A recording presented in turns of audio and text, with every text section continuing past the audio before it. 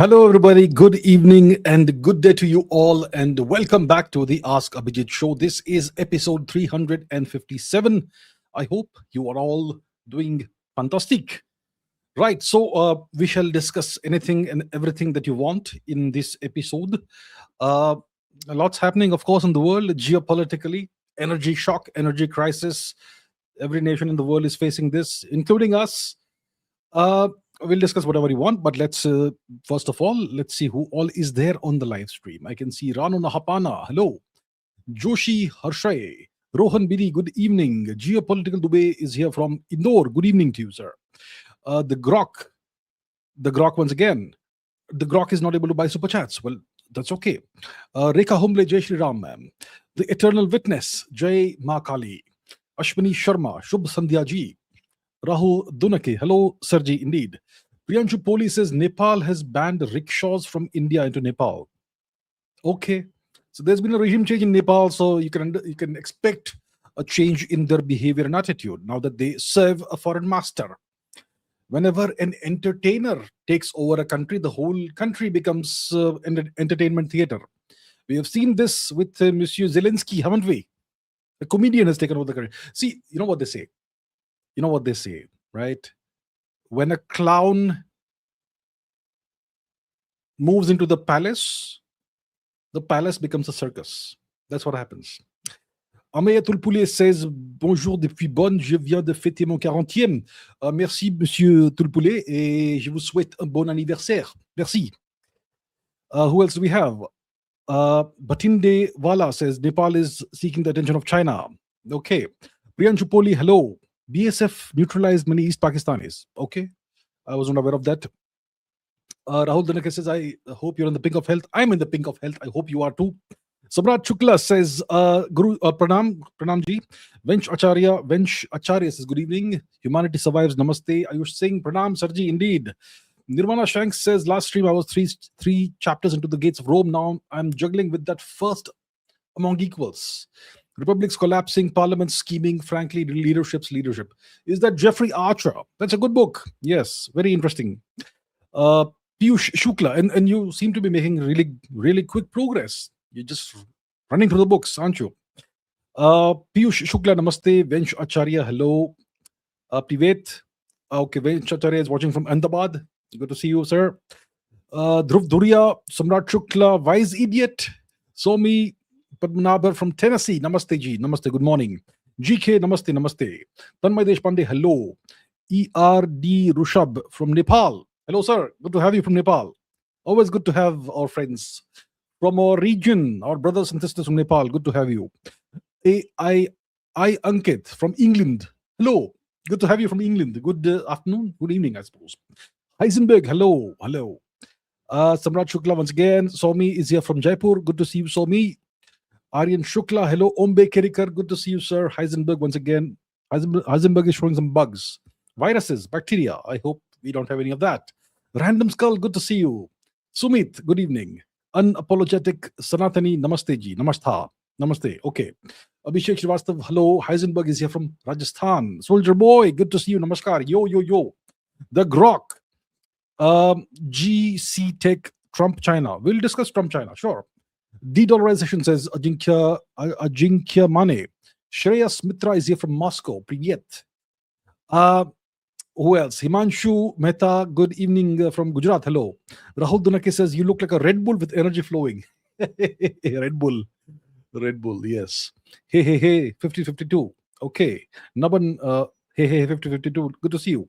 Naman Arora, Priya Kumar, namaste ji. Gandhivadhari Arjun, Har Har Mahadev ji. Vinit Goswami, John Wick, GC Tech, Rehan Koja. Good morning, Rehan Koja ji. Good morning. Tanmay Deshpande, Ankita Kachap. Good evening, ma'am.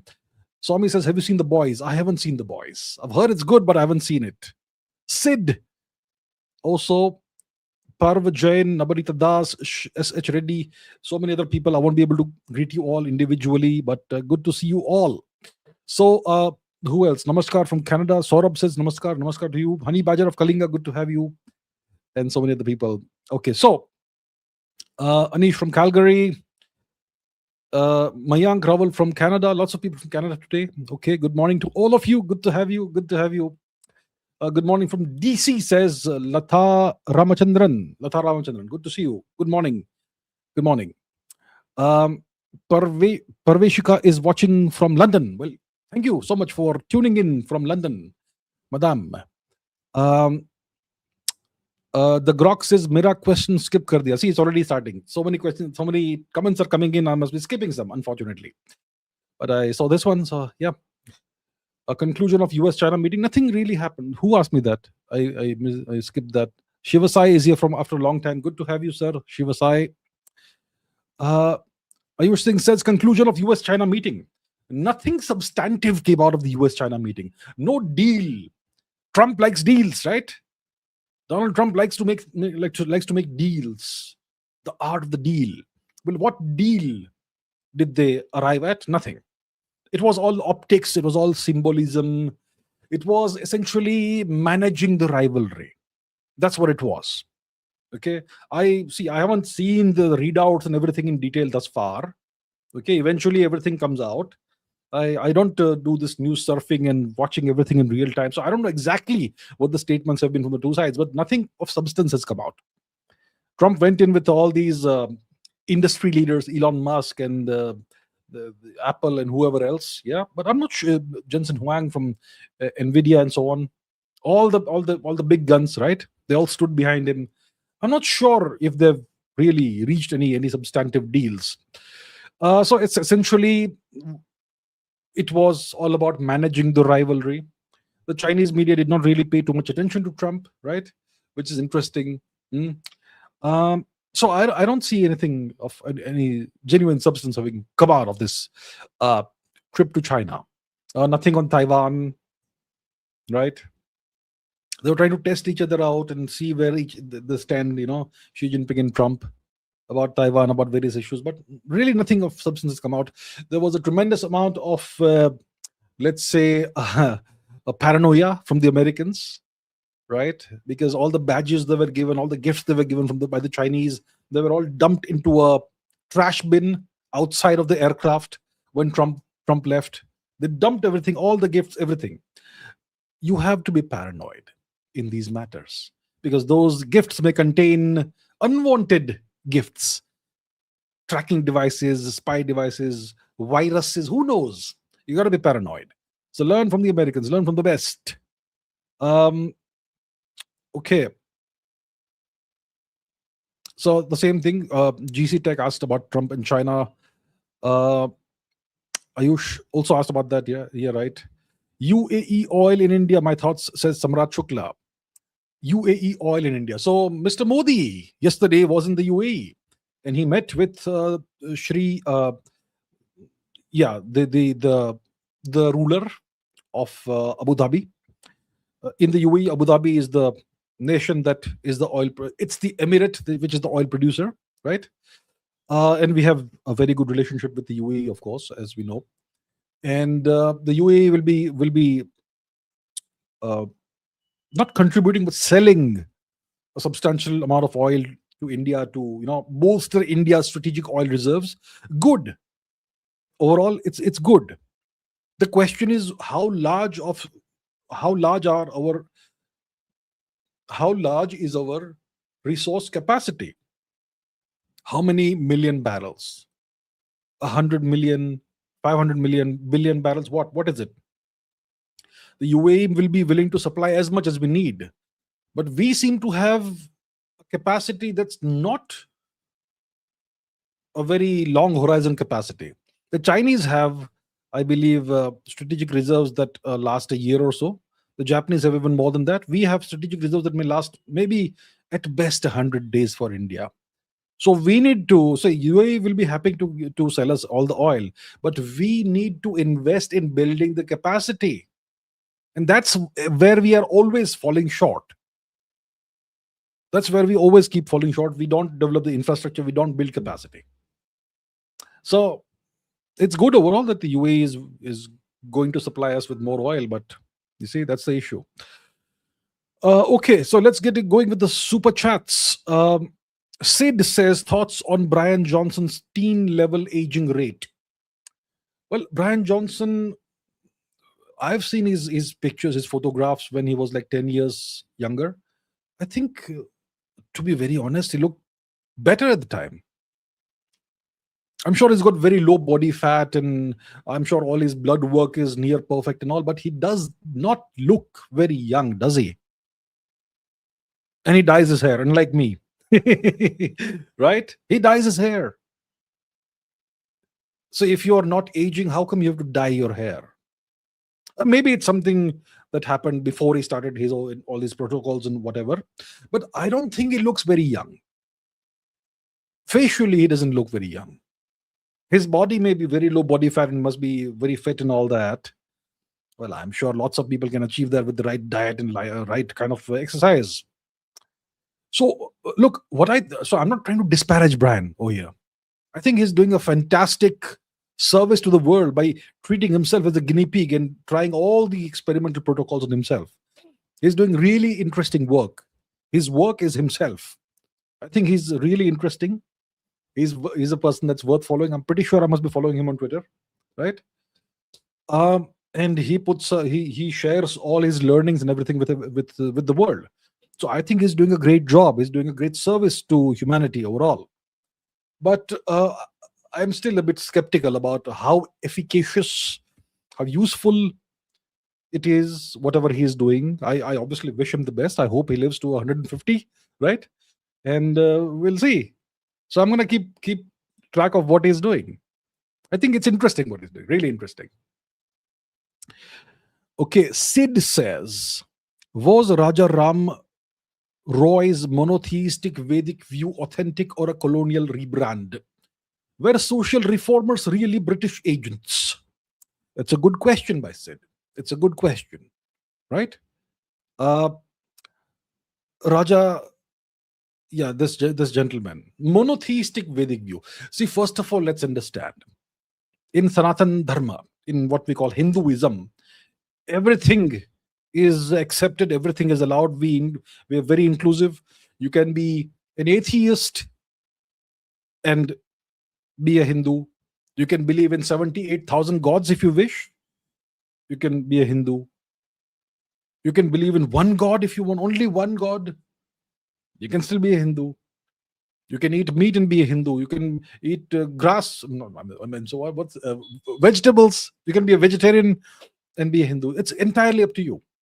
So from that perspective, what he was doing was it can fit into Hinduism, and that's obviously our great strength and also one of our great weaknesses, right? How is it a weakness potentially? So hypothetically, somebody who wants to subvert Indian society and culture and civilization can pretend to be a Hindu.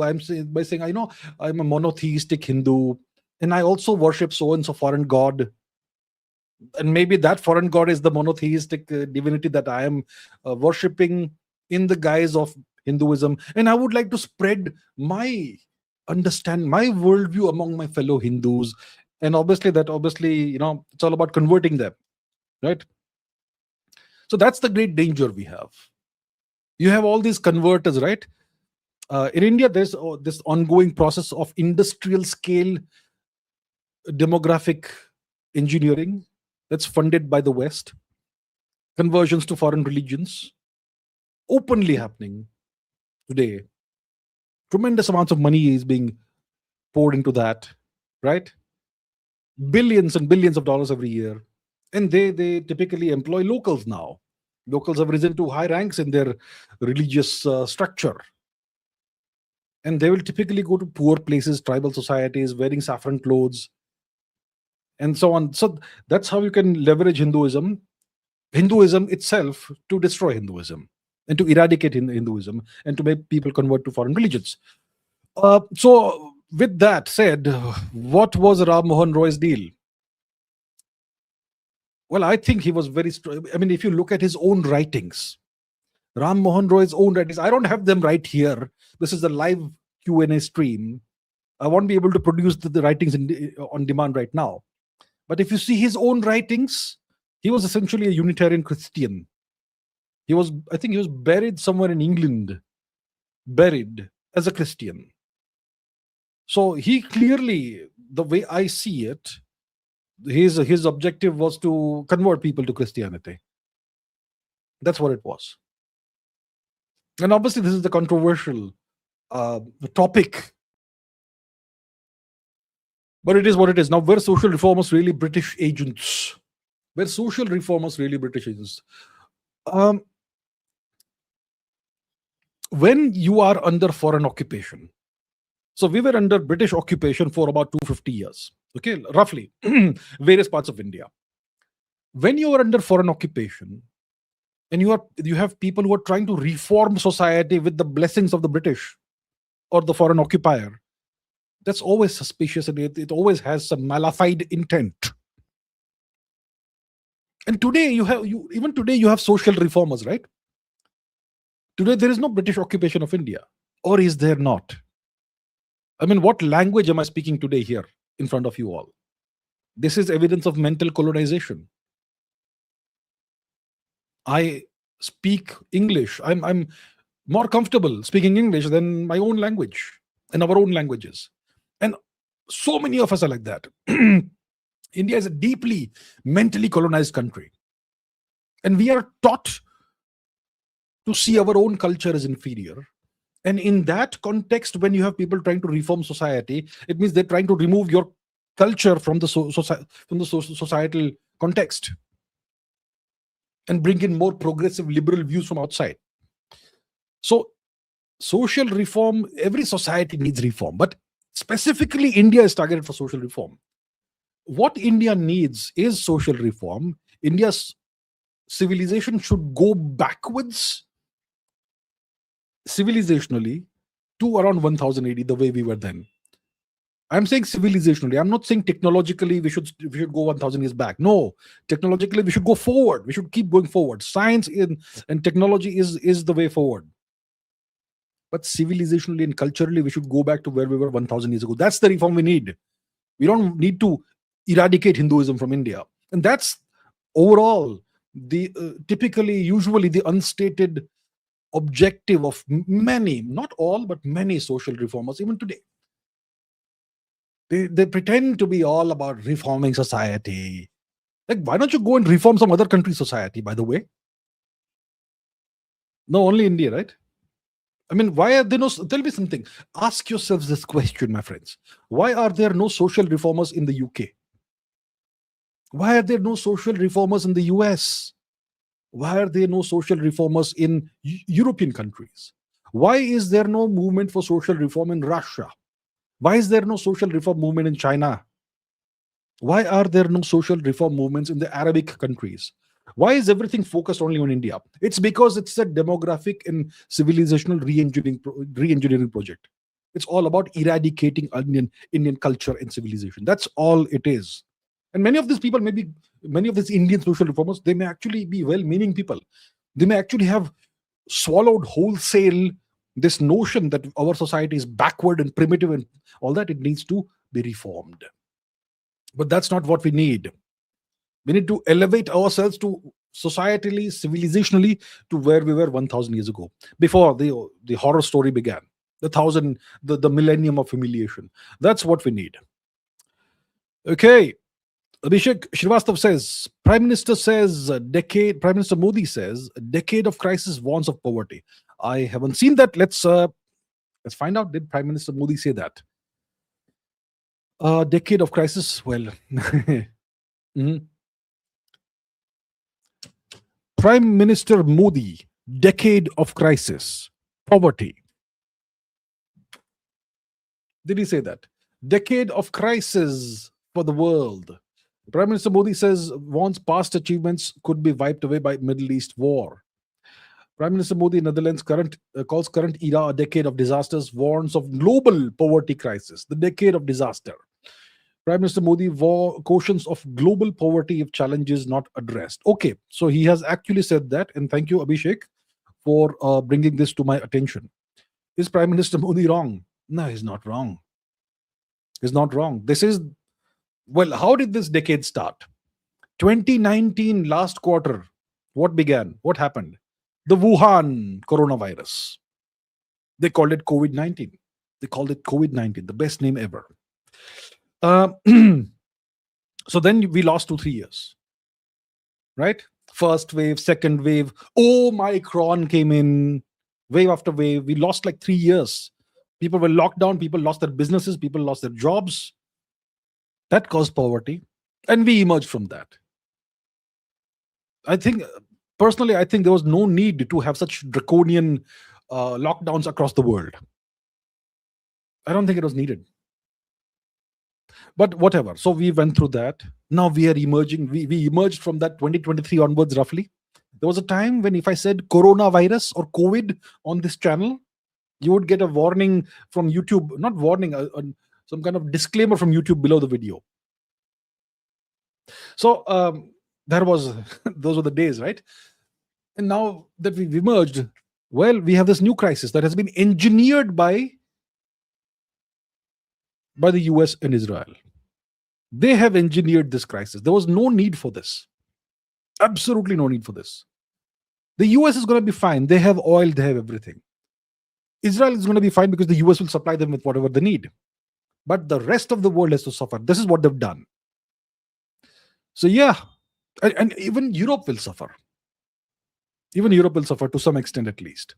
It started suffering in 2022 or whenever it was, when the Americans blew up Nord Stream. And they forced the Europeans to stop buying cheap, plentiful Russian gas. And that destroyed, or that began the process of destroying the European economy, didn't it? That began the process of deindustrializing Europe. And now the US looks like it wants to do this to the rest of the world. So short term, the US has lost this war against Iran. But long term, they're going to win if they succeed in permanently or for a long time cutting off, blocking Hormuz, the Strait of Hormuz.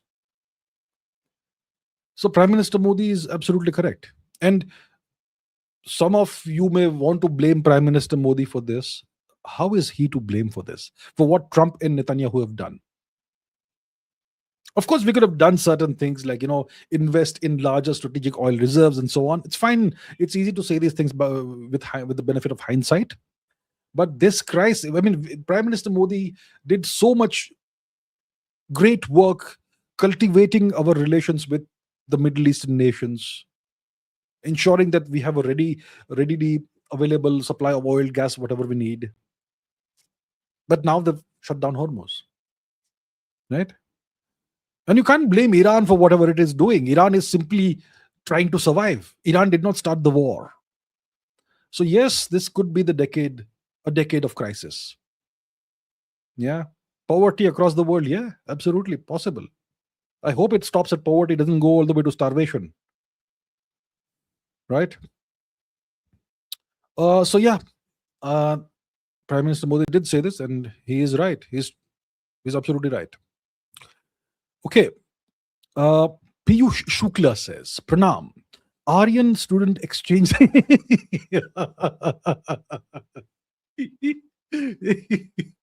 Shukla, I like your sense of humor. Aryan student exchange theory. STEP students arrived with zero luggage or books, but got a PhD in advanced Sanskrit before the first semester even started. Yeah, Aryan student exchange theory. Exchange students. So STEP students came, no baggage, no books, nothing, no education also.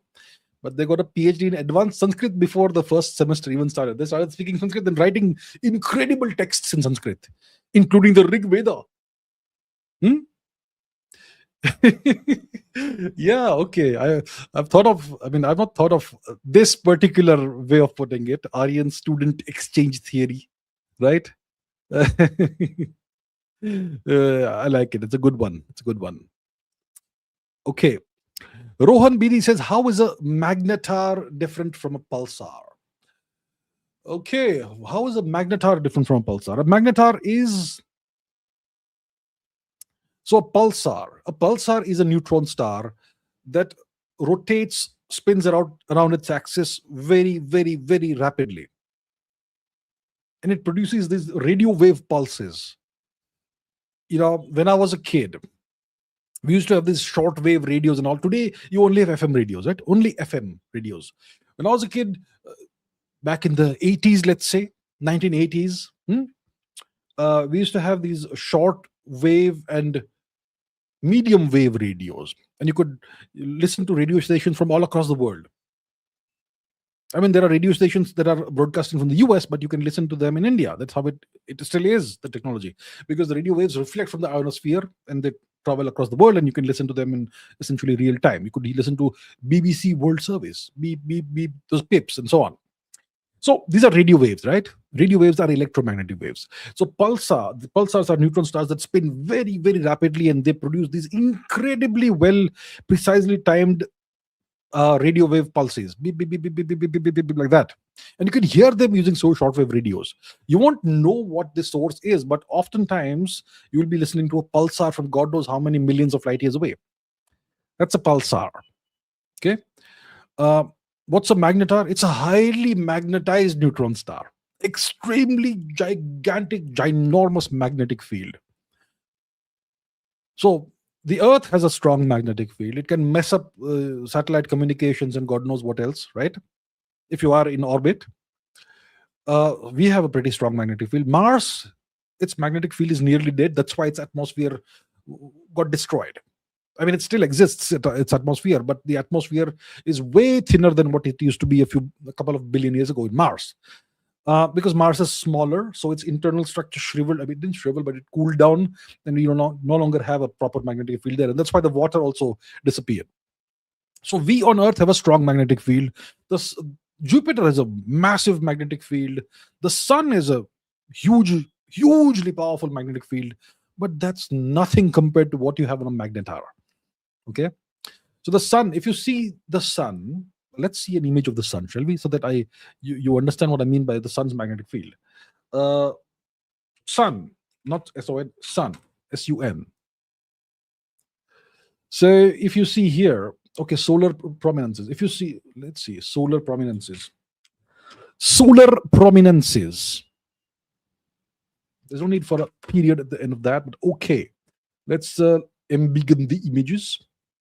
So if you see these solar prominences, they are always looped up, right? They always exist in loops. The loops are caused by the Sun's magnetic field. Otherwise, these jets of gas would just fly out into outer space, right? But they loop back into the Sun. The looping back thing, that phenomenon of looping back every time, that's because of the incredibly powerful magnetic field that the Sun has. Of course, it loops back, but some of the gas is obviously lost to outer space. That is an ongoing process. But the Sun is in no danger of dying out because of that. So that's the Sun's magnetic field. A magnetar has a magnetic field that's typically millions of times more powerful than the Sun. And that's something that could essentially, you come close to it, everything will be destroyed. If you have a spacecraft that's made of metal or whatever, it'll just crumple because of the magnetic field. Get crumpled or whatever. So that's the difference between a magnetar and a pulsar. A magnetar is hugely magnetic. It's got a magnetic field that's incredibly powerful. A pulsar also has a magnetic field, but nothing compared to a magnetar. Kakashi says, 1 out of 2. Sir, is US relation that important for us? That's a great question, Kakashi. Is the relationship with the US that important for us? Every time we host a BRICS meeting, we feel the need to balance with a useless Quad meeting. We, so to say, bend over backwards to please the US to get them to like us. But if China, Russia, Iran do one small thing, we get upset. And why India rejected sanctioned Russian oil tanker? Okay, so it's a couple of questions here. First of all, is the relationship with the US that important for us? Well, the US is obviously the world's most important country. And the relationship is, of course, important, but it should not come at the expense, potentially, of India's self-respect and India's sovereignty. Potentially. I'm not saying we are losing our sovereignty to them. But when the US starts issuing waivers Okay, you get a 30-day waiver to buy Russian oil. After that, you don't get the waiver. Who the hell are they to give us, to issue permits to us for buying Russian oil? Okay, the next 30 days you can buy Russian oil, but only specific types of Russian oil. And after 30 days, you can't. If you start agreeing to these diktats, you're no longer a sovereign nation, essentially. Right? And that's what they're trying to impose upon us. They're trying to normalize this sort of behavior. They will decide what kind of energy sources what kind of sources we can buy energy from, what we can't buy from. They will decide our energy policy, essentially. That's what they're trying to do.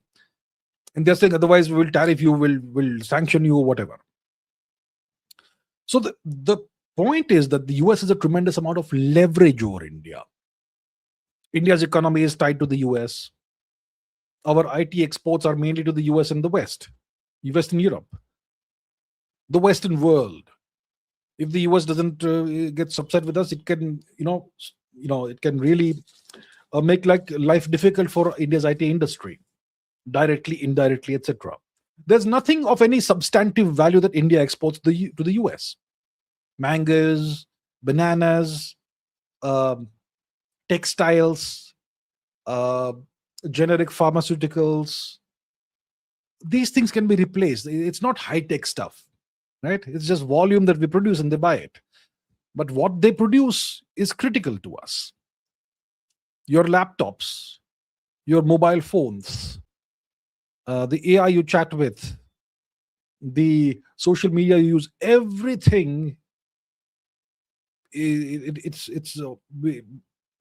either created by the US or it's platforms that the US owns. So there's so much leverage the US has over India. And that's why India keeps bending over sometimes, to some extent.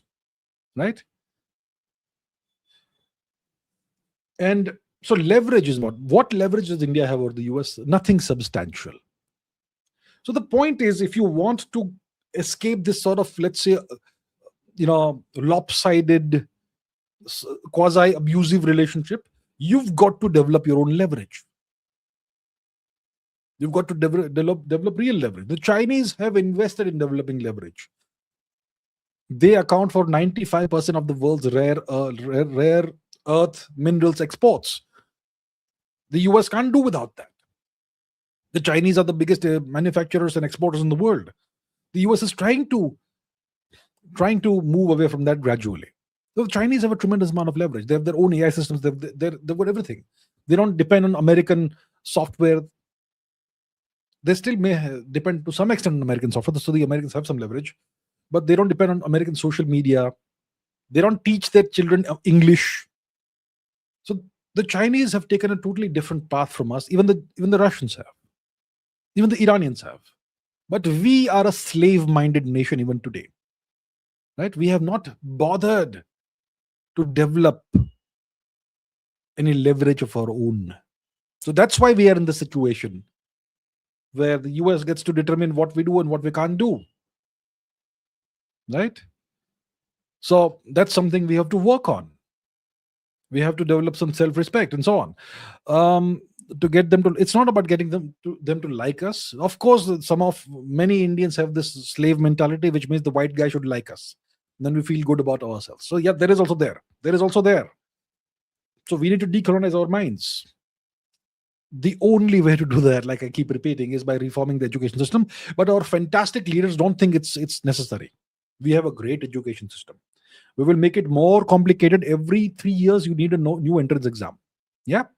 CUET, NEET, this, that. Just make it as complicated and as cutthroat as possible. And that's the hallmark of a great education system, apparently.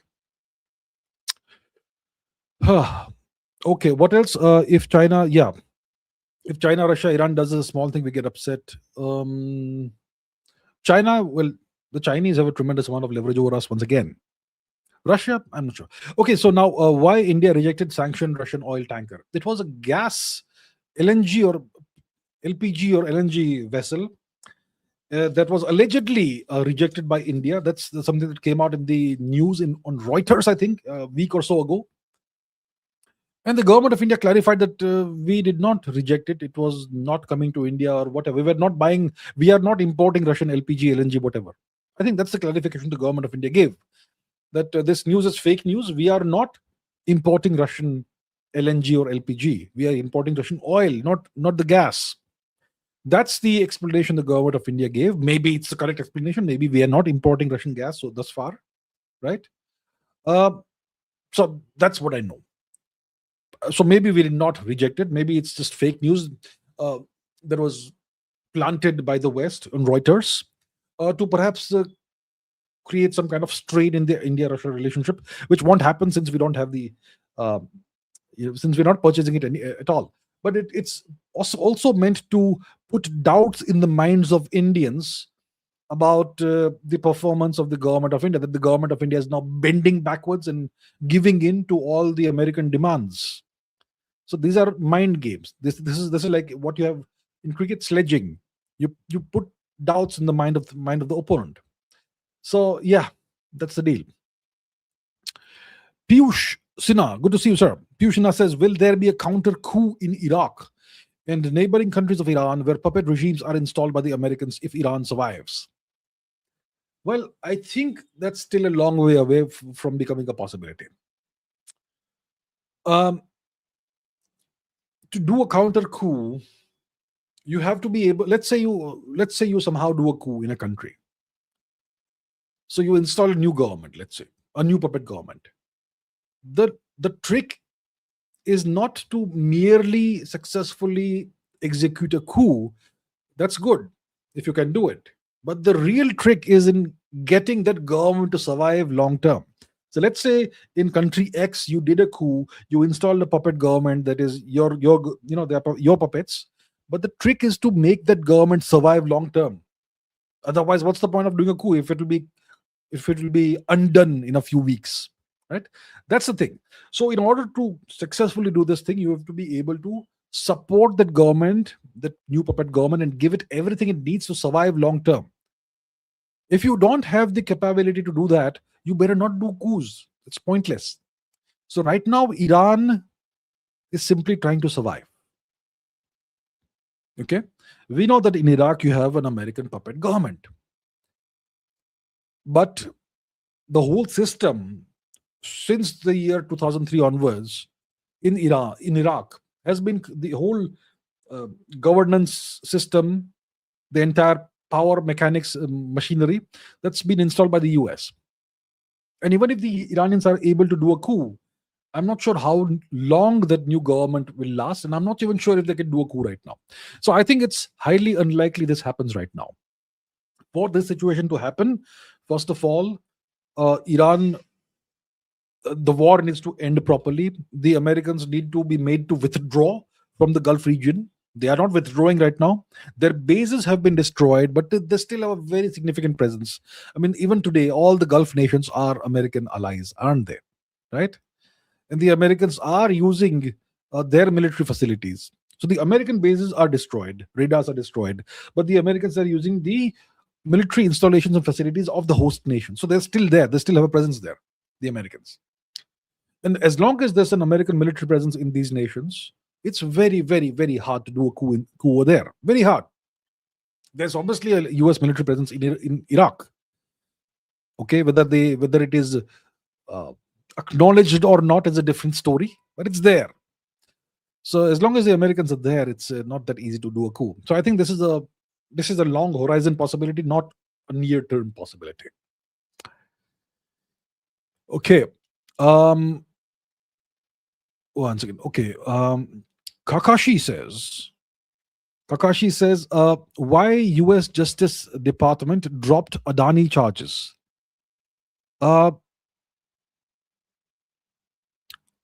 That's I don't know, right? That's the question. Actually, I think even I asked the question on Twitter. When this news came out that the U.S. Justice Department, whoever it is, may be planning to drop charges on Adani Corporation. The question I asked was, the real question is why? Why are they planning to drop the charges? That's the question. I don't know. There could be multiple reasons. Maybe they have arm twisted the Adani group into making huge investments in the US. That's one possibility. If you do this, if you make gigantic investments of several $100 billion or whatever it is in the US, then we will drop the charges. That's a possibility. Okay, I'm speculating here. Okay, I'm not saying this is what happened. I'm saying that is a possibility. Another possibility is maybe the US government reached some kind of understanding with the Indian government, perhaps, in a way that is beneficial to the US. Maybe that could be a reason. Because see, the Adani Group, all of its business operations are 100% aligned with India's geostrategic interests. The Adani Group's businesses are not customer facing. They don't sell shampoo, they don't sell toothpaste, they don't sell refrigerators, they don't sell motorcycles, they don't give you internet. If they did these things, you would know what their business is. But the Adani Group's businesses are all government facing. Their customer, their client is typically governments and other corporations, never the end consumer. That's why people just don't know what Adani is all about. How do they make so much money? They invest in ports, they invest in infrastructure, gigantic infrastructure. They invest in energy. These things are not customer facing. They operate entire airports and so on. So all of their businesses are completely aligned with India's national interest, and that's why Adani Group is always a target of people, whether outside India or within India. So if the US Justice Department is planning to drop whatever charges they'd made on the Adani Group, the question is why, and I don't have an answer right now, but some possibilities I can think of, which I have no evidence of. Okay, so I'm just speculating here, and there's no evidence that any of these things is actually the reason why they are dropping the charges. Okay. Piyush Sinha says, if Iran didn't fall, then what's the benefit of doing regime change in Iraq, Syria, eliminating all potential threats before taking the final hit on Iran? Because after all, the main target was Iran. The main target wasn't necessarily Iran. The main target, see, why does the US do all this? Iraq, Syria, all that. These are all oil producing regions. Iraq is a major oil producer. Syria also is an oil producer. Right? The US wants to control, essentially take over and control either directly or indirectly by proxy. They want to control all these nations which produce oil, so that they can put pressure on nations like China and India. That's a huge form of leverage. If the US controls all nations that produce oil, that's the end game, right? Then you've got them where they want. You got China and India where you want them. Then China and India have to dance to your tunes. So that's one thing, right? So it's not like the big prize is Iran. No, they want to take over all these countries. Venezuela is also part of that. African nations that produce oil, all in the pockets of the US, right? And Syria also is gone. Iraq, 2003. And the last piece of the puzzle was Iran. So it's not like Iran was the main target. No, Iran is the hardest target. The Americans have known this for 47 years, that Iran is the hardest of all the targets in the region. The other nations can be taken over one by one in a reasonably, relatively easy way compared to what it would take to take over Iran, right? So they've taken over, they've done regime change in Iraq, Syria. That still works to the US's advantage, doesn't it? If they could not take Iran, but they still have Syria and Iraq and so on, it's a great advantage for the US. It still is a great advantage. Let me show you the map. Essentially the US can isolate Iran in the region. It can't really, but see what is India's problem? We are isolated and cut off from Eurasia because of Chinese occupied Tibet and Pakistan and Pakistani occupied Kashmir. So we simply can't reach other nations, whether it is Tajikistan, Afghanistan. Even Afghanistan we can't reach. We can't reach Tajikistan, we can't reach Kyrgyzstan, we can't reach Central Asian nations, we can't reach Europe by road. We are cut off, and so on. Long story.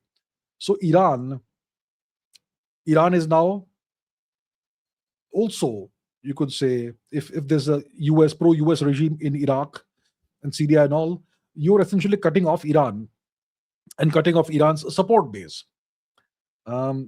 So Syria Lebanon, all these nations, there is a significant support for Iran there. And if you cut that off, you kind of slowly, step by step, isolating Iran. Iran obviously can access Russia through the Caspian Sea, so it's not completely geographically isolated and cut off like India, landlocked like India, but it still is a huge benefit for the US. So the more nations you can control, the more beneficial it is for you. So it makes sense to do that, right? Okay. Right. Okay. Piyushna says if Iran wins, then it will embolden the different factions supported by it in the neighborhood Sunni Muslim states. Then will it embolden the different factions supported by Iran in the neighboring Sunni Muslim states? If Iran wins, obviously it will embolden all its supporters. That's a given, isn't it? So which are the nations like we just saw on the map? Let's see once again on the map. Here we are. So the nations. See, Iran is surrounded by, you could say, majority Sunni Muslim states. To the east, you have Afghanistan, Pakistan. North, you have Turkmenistan, probably Sunni, yeah. Then you have Azerbaijan, which is mostly Sunni. Iraq is 50-50 Sunni Shia. Syria is mostly Sunni, but it had a Shiite government, which is now gone. All the Gulf nations are Sunni nations. Lebanon has the Shia Hezbollah, and that's about it. So, in the neighboring nations of Iran, you do have Shia, Shia populations, especially in Iraq, where you have about 40-50% Shia. The population is about 40-50% Shia. So those are Iran's supporters. You have Iranian supporters in Syria as well. You have Hezbollah in Lebanon, that's a supporter of Iran. And you have the Ansar Allah faction in Yemen, who are Shiites and who support Iran. So this is what the Americans call Iran's proxy network. These are actually Iran's allies, like the Americans also have allies, right? Which you can also call America's proxy network, but whatever. So that's the deal. So if Iran actually comes out as the actual winner of the war, which it kind of is already. So if that happens, then the various, like you say, factions supported by Iran will be emboldened, and they will also feel like they've won something. Now, long term, how does that operationalize into actual strategic gains? Well, that will depend on the actual outcome of the conflict. The US still has a presence in West Asia. The US still can count on the military bases of the host nations there. So the US isn't gone as such, but it has been weakened for sure.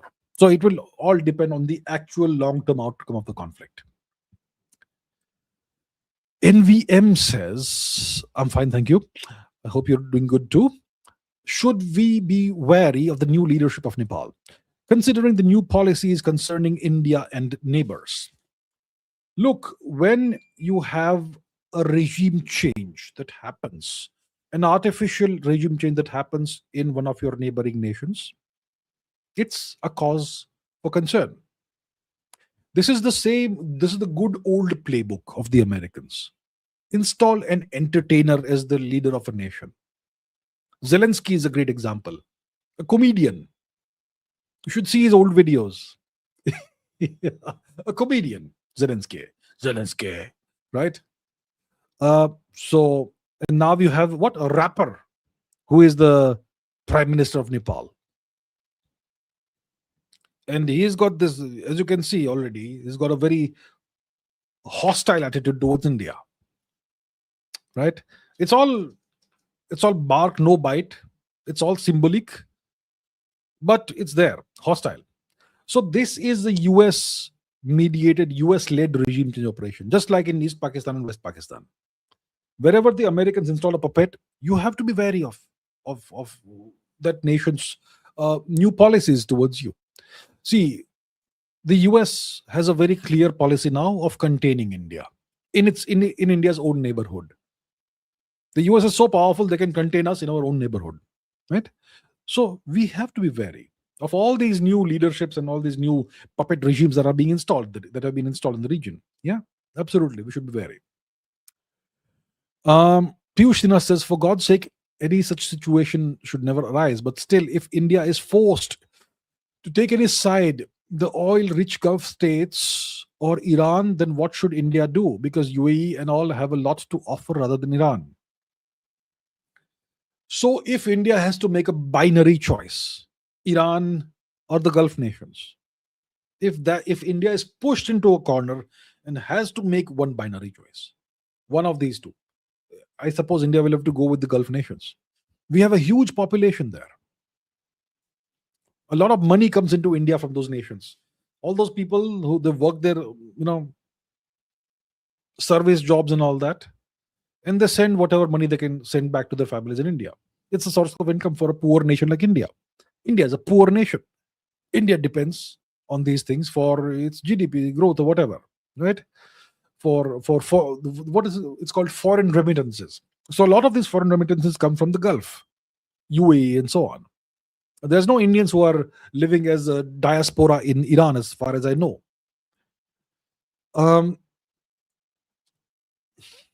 So I would say India will, in this sort of situation, India will have to choose the Gulf states, right? And of course, there's the Islamic angle also. Most Indian Muslims are Sunnis. The Gulf nations are also Sunni nations. Iran is a Shia state.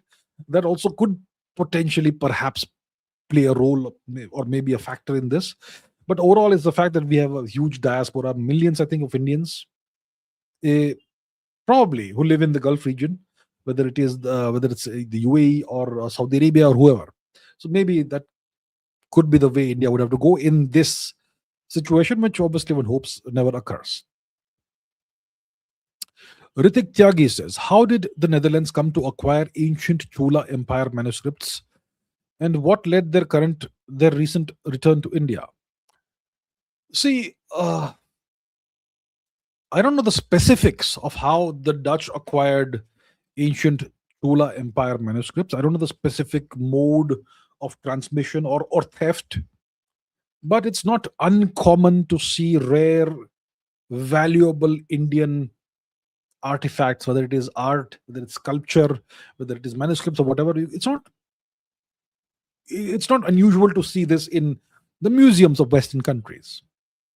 It's like asking the question of what happened to the money that the British stole from India, right? The British plundered tremendous amounts of money, of wealth, of treasure from India. The question is, where did it go? It spread all across Europe and the Western world over time through investments, through business relationships, and so much more. It all spreads out. It doesn't stay in England, right? A lot of it went to the US, Yale University, Yale College. Find out. So that's how things spread over time. So the Dutch had an East India Company. I don't think it was based in Tamil Nadu or whatever. It was not a very successful operation that the Dutch had. But the main real East India Company was the British East India Company, the English East India Company. And they stole essentially everything of value out of India. Go to London, British Museum, it's an active crime scene. It's just theft, right? And over time, they may have sold some artifacts to other countries. Maybe they may have sold some artifacts to museums in other countries, or donated some of them out of magnanimousness or whatever. Magnanimity. So I'm not sure what was the mode of transmission, the mode of theft, but you will see this in other European countries too. You will find Indian, very valuable Indian sculptures, art, and so much more in various European countries, not just in the UK or in the Netherlands. Okay, so that's what I can tell you. What led their recent return to India? I have absolutely no idea. I am not aware of the story, but let me find out if you want. What led? Let us see. Netherlands Chola Empire manuscripts returned to India. What do we have? The Netherlands formally returned the historic 11th century Anai Mangalam copper plates to India during Prime Minister Modi's visit to The Hague. Leiden plates. Why are they called the Leiden plates? The Indian plates. These rare Chola era artifacts were held at Leiden University for over 300 years. So when did this happen? Not sure when it happened. Okay, it happened recently. I have no idea what made this happen. Maybe the Netherlands wants better relations with India. Maybe they want to tap into India's gigantic market and make some money. And so they will send something back to India. These are manuscripts, apparently, or plates or whatever. You know, it's not gold, right? Gold they won't return. So maybe the Netherlands wants better business ties with India, better relations with India overall, and the objective is obviously that they will be able to tap into the Indian market, the gigantic Indian market, and that's very lucrative. So maybe that's why.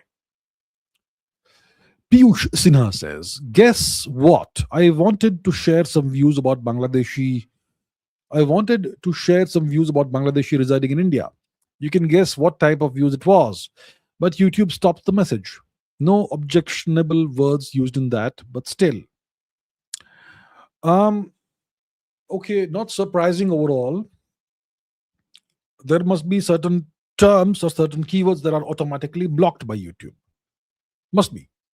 That happens not just in chat messages or super chats, it also happens in comments. If you type in certain words in comments, those comments don't appear on the channels, on the videos. Will the video you have comments, right? It won't appear there. So that's just the way it is, right? Since we are using this platform, we've got to, well, play by their rules, I suppose. Yes. Aviral Chauhan says, "How is Russia seeing US-China meeting, especially after Ukraine was found using Chinese-made weapons, Chinese FN-16 man pads to counter Russian drones, etc." Well, Russia will be watching this with interest. Russia will not be worrying that China will suddenly go and embrace the US and become a friend of the US. The Russians will not worry about this. It obviously can't happen. These are structural adversaries. Yeah. Just because two leaders decide to make up, it doesn't change anything whatsoever. So Russia will not be worried about this at all, the US China meeting. Now, about Chinese made weapons being found in Ukraine, that's not very surprising. Chinese made weapons are found across the world. So are Russian made weapons. Right? Pakistani terrorists use AK-47s. Will we blame Russia for that? No, obviously not, right? That's that's the world's most popular small arms rifle, right? Automatic rifle. So similarly, the Chinese also export their weapons to all parts of the world, and they will end up in various conflict zones.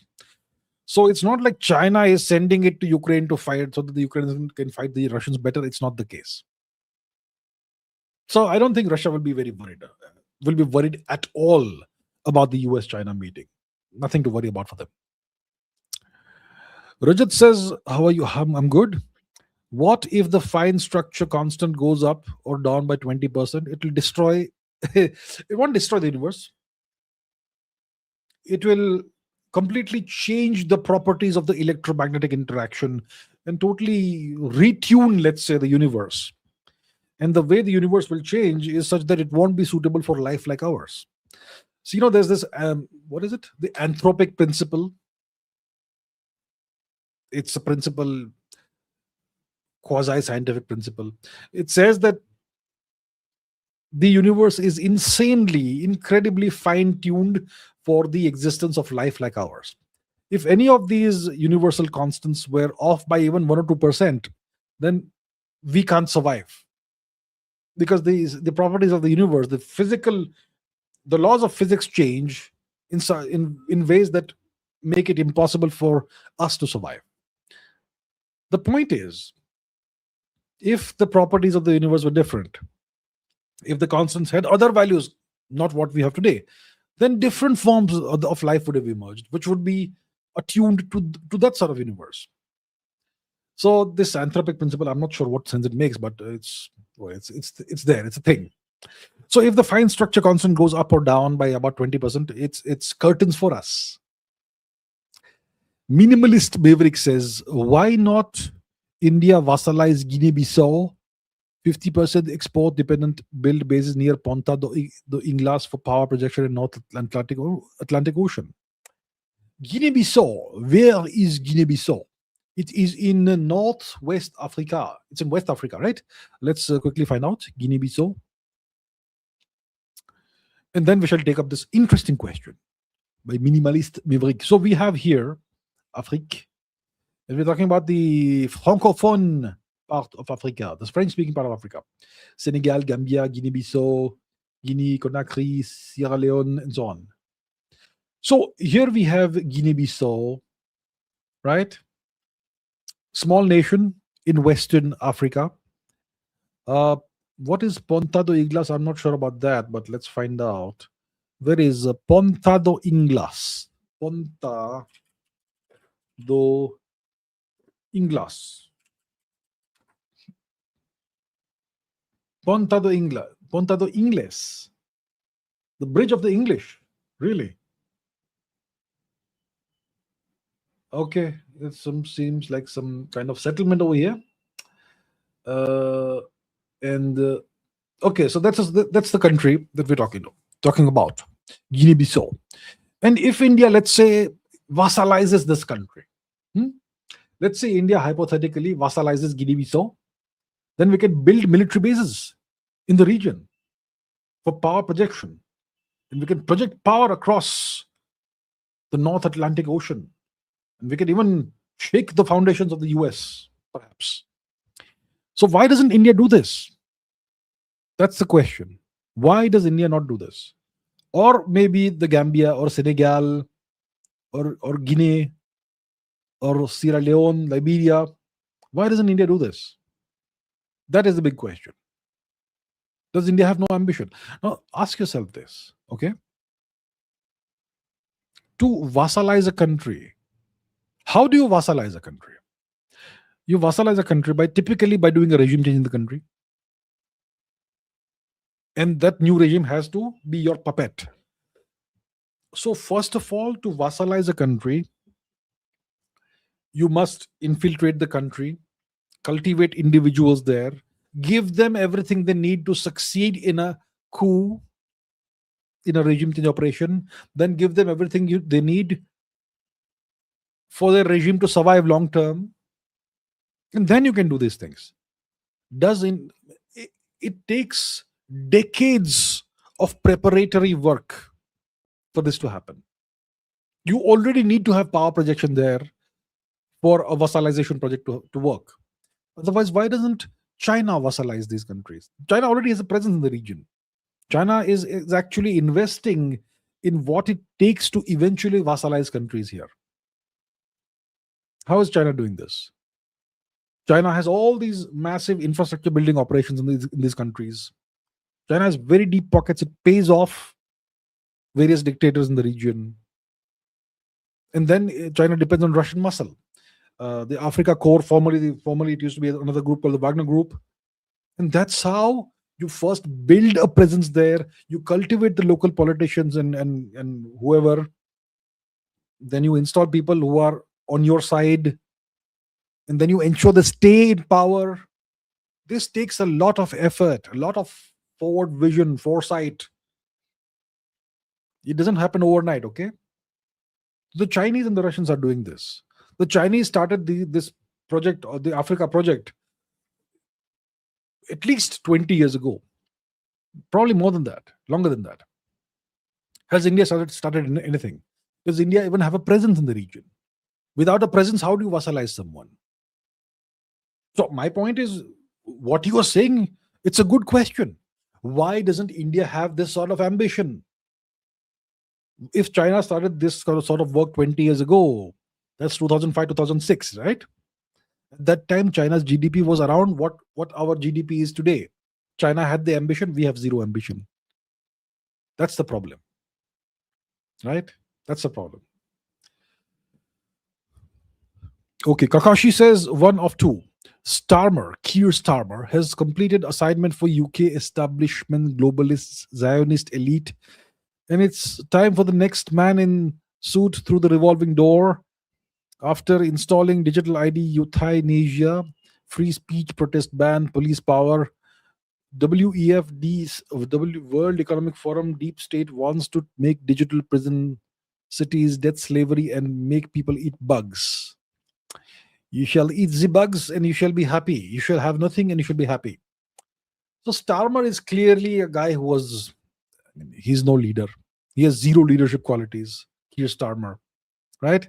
See, the the UK's prime ministership has become a revolving door thing.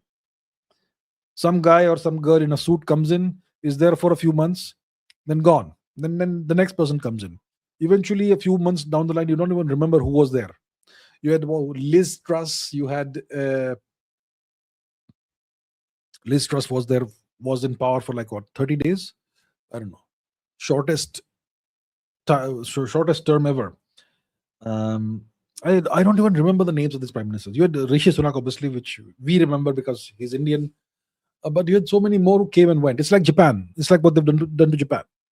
So these prime ministers, they come and go, come and go, come and go. They do whatever task they're given. I don't know who are the overlords, who are the masters. We could call them the deep state or whoever. But what Starmer has done, I mean, what has he done to serve his country? Digital ID, I suppose. Euthanasia, I'm not aware of, but free speech ban, protest ban. You put up a post on social media, you get a visit from the cops. You may even be imprisoned for social media, for posting something on social media that the government doesn't like. Nothing is obviously being done about the Pakistani gangs that are doing whatever they're doing to the girls of England. Doesn't matter. That doesn't matter. And so on. So yeah, overall it's terrible. What's happening in the UK? What's happening in the West overall? It's terrible. So the West is being enslaved. The people are being slowly, gradually being turned into zombies. I mean, I'm sure people are aware of what's happening, but what can they do about it? It's like 1984. George Orwell's dystopian 1984 worldview. It's kind of coming true in Europe today. Terrible overall. Terrible for human agency, terrible for human freedom. Yeah. Rajat says, how is it possible S stars speed up to 10% of the speed of light? What is a S star? I don't know what S stars are. S stars. Is it something I don't know? Let me see. I'll take your question, of course, but let me see what an S star is. S star. S-type stars, giant stars. Cool red giant star with relatively equal amounts of carbon and oxygen in its atmosphere. It also refers to a dense cluster of rapidly moving stars that orbit the stars that inhabit the interior, the interior part of our galaxy. Okay, so let's understand what the deal is. At the center of our galaxy, you have a bunch of stars, a cluster of stars that are doing this incredible dance. They are traveling at incredible speeds.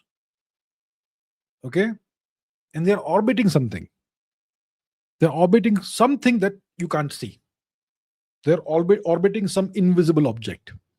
And the stars are tearing around in orbit. Okay? These are elliptical orbits. And you can actually take pictures of the stars over a period of 20, 30 years, and you can see the stars actually moving around some unseen, invisible object. And these stars are traveling at huge, incredible velocities, maybe 10% of the speed of light. So how is this possible? Of course, it's possible. It's allowed by the laws of physics.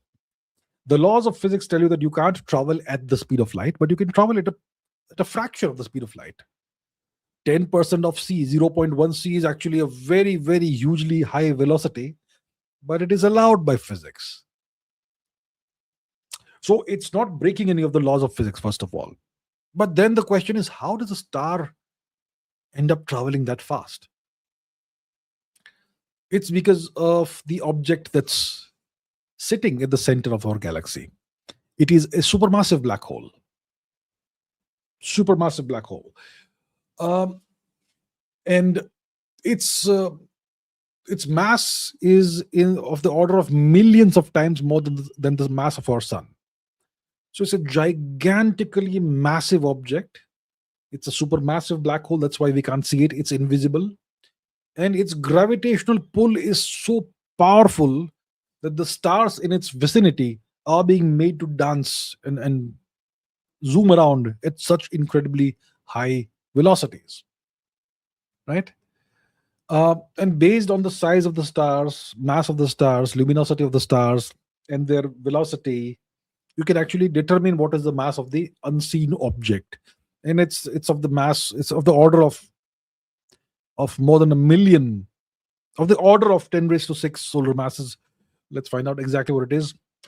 What's the mass of the supermassive black hole at the center of the Milky Way? Solar masses, hopefully. Okay, four point something million solar masses. Yeah, immense mass, immense mass. Um, so that is what's causing these stars at the center of the galaxy to move around so fast. Minimalist Maverick says, is the West adopting Islam just like Constantine? So Constantine adopted Christianity. Is the West adopting Islam the way Constantine adopted Christianity? So Constantine was this emperor in the Eastern Roman Empire. His capital was Byzantium, which was then renamed after him to Constantinople. And it's Constantine who made Christianity the official state religion of the Roman Empire. He gave in. Until Constantine came to power, his predecessors, the emperors who came before him, had all resisted Christianity. But Constantine made it the official state religion in order to acquire more political power, because Christianity is a political religion. So that's what happened, and is called Constantine the Great and all that. So now, is the West adopting Islam in the same manner today? Well, there could be some evidence that perhaps indicates something like that is happening, to some extent at least. Right? The West's attitude towards Islam was very different 20 years ago, 30 years ago. Very different. It was not that welcoming of Islam, the West, right? And then you had 9/11, and then the attitudes changed after that, which is paradoxical, but yeah, the world can be paradoxical at times. So maybe the West is in slow motion adopting Islam. Perhaps there are some signs and some indications that could be happening, perhaps, but you can't say for sure yet. But it looks like something like that could be happening, yeah. Rajat says, is planet X a black hole looking at Oort cloud movements? Okay, interesting question. So there is evidence that there is some kind of object in the far reaches of the solar system that is causing, dwarf planets, etc., to have strange orbits around the sun. What do I mean by that? So if you see the solar system, okay, you will see that all the planets that revolve around the sun, they all revolve around the sun in the same plane. Okay, the plane of the solar system. That's it, the ecliptic. So all the planets, let's say this is the sun, let's say this thing is the sun, okay, hypothetically. So all the planets are revolving around it in the same plane. It's not like Earth is going like this, Jupiter is going like that, and Mars is going like that. They're not in different planes, they're all in the same plane. But out there, beyond the orbit of Neptune, you will find objects like Sedna, and I don't know if Sedna is aligned like that, but many of these planetoids, planetesimals, etc., they have strange orbits that are not in the plane of the solar system. So clearly something has in the past or currently is disturbing their orbits through its gravitational pull. So it looks like something is there, which is causing these effects. But what is it is the question. So it looks like it's something reasonably massive, like a super Earth kind of object, perhaps. And if it exists, it's far out there, and it's almost invisible, perhaps, if it exists. So there is a theory, which is a theory that perhaps should be taken a little, at least a little seriously. That object could be a black hole. So you will not be able to see it because people have been trying to search for this planet for a very long time. Planet X, Planet 9, whatever you want to call it. In the process, we've discovered all kinds of other objects. Make, Quao R, Haumea, Sidna, and so on. But we haven't found the thing we're looking for, Planet X. So maybe it's not meant to be found. Maybe it's invisible. Black holes are invisible. You can detect them only if you can be so lucky as to discover a sign of gravitational lensing somewhere. So it could be a black hole. Yeah. In that case, it will be really small. It will still have the mass. So, for example, what is the Schwarzschild radius of the Earth? The Schwarzschild radius of an object of a mass m is given by r is equal to 2mg by c squared, where m is the mass of the object, g is Newton's gravitational constant, universal gravitational constant, and c is the speed of light. 2mg by c squared is the Schwarzschild radius, the black hole radius of any object. So what's the Earth's Schwarzschild radius? Must be a millimeter or something. Must be of the order of millimeters. What is the Earth's Schwarzschild radius? 9 millimeters. There you have it. That is, so if the Earth were compressed into a sphere of 9 millimeters radius, it will become a black hole. So if you have an object that's let's say 10 times the mass of the Earth, it will be like a centimeter or two in size. Possibly. Something like that. So if it's that small and that massive, how will you detect it? You won't be able to. So maybe that's a potential answer to the mystery. Pre-LTP says, why Indian government can't be as far right as US government on issue? Why the Indian government can't be as far right on the US government's on issue? Which issue? On various issues. Far right. In what way is the government of the US far right? So when you say far right, you think about the political spectrum, right? Left and right. Left wingers are the ones who are, typically liberals and Marxists and all. The right wingers are typically the conservatives and religious people and so on. That's how it's typically construed. So is the US government far right? I'm not sure about that. You have what you could call a right-wing government in the US right now, but it's not far right. The Republicans are the right-leaning party, the conservative party. The Democrats are the left-leaning party in the US. And the Republicans are in power. Trump is a Republican. It's not far right. Far right has very naughty connotations, but it's not far right. Overall, if you're asking why does India not behave like the US, it's because India is not powerful enough. We haven't invested in building up leverage and building up muscle, military muscle, economic muscle, all that. We haven't. And we still haven't become self-sufficient in terms of energy and so many other things. We simply haven't done that work. We have been looking for shortcuts all the time. That's why. Vishal Natha says, good evening. Good evening to you. YouTube has diminished your subscriber number. Other than that, your description appears fully blank. Really? My description appears fully blank. I wasn't aware of that now. It's funny, someone is so desperate to subdue your reach. I wonder why. Yeah, look, you are right. These things, I was not aware that the description appears fully blank, but I'm aware that my channel is at a certain number of subscribers that isn't growing at all, which is obviously, you could say, unusual, right? It's not natural. It's not whatever. I'm fine with that. Look, it's beyond my control, so I don't worry about it. I don't cry about it. I keep doing what I'm going to do.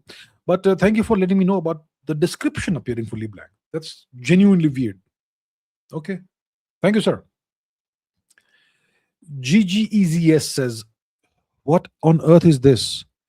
Should I start a business to help India not get vassalized?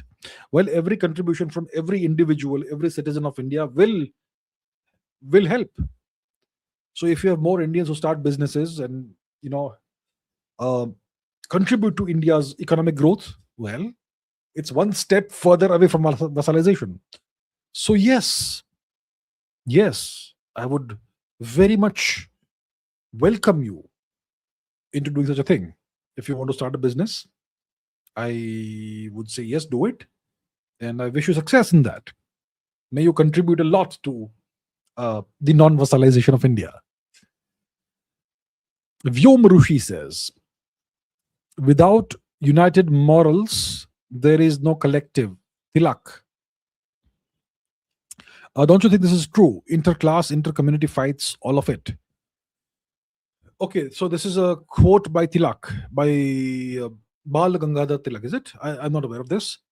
But the quote is, without united morals, there is no collective. Do I think this is true? When you say united moral, first of all, let's see this quote. Without united morals, there is no collective. Lokmanya Tilak.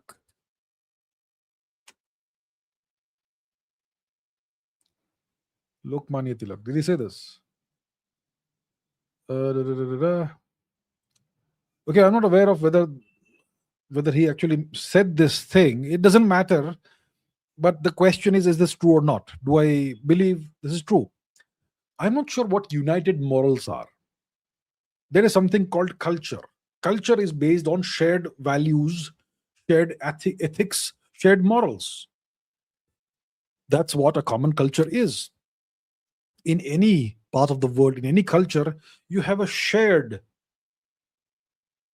set of values and morals and ethics.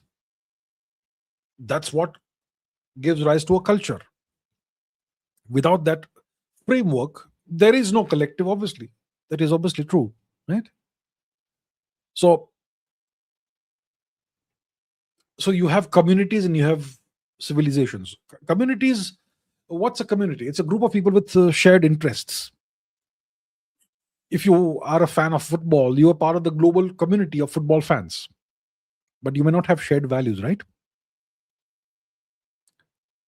If you are a fan of cricket, you are part of the global cricket fan community. Some of those could be Pakistanis, some of those could be Bangladeshis, and some of those could be other countries. So you are a part of the community, but you don't necessarily have anything in common apart from that with the other members of the community.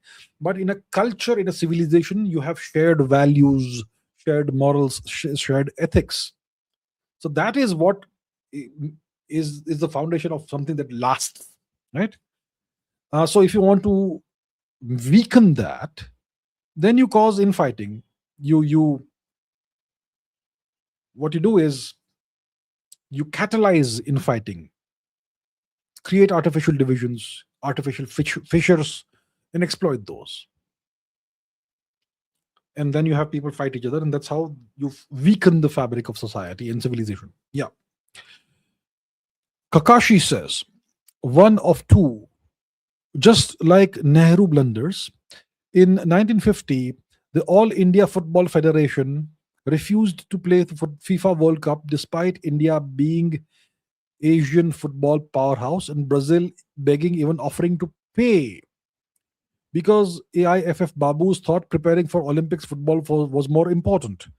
This was wrong and destroyed football culture in India. Clearly, FIFA World Cup is more important than Olympic football.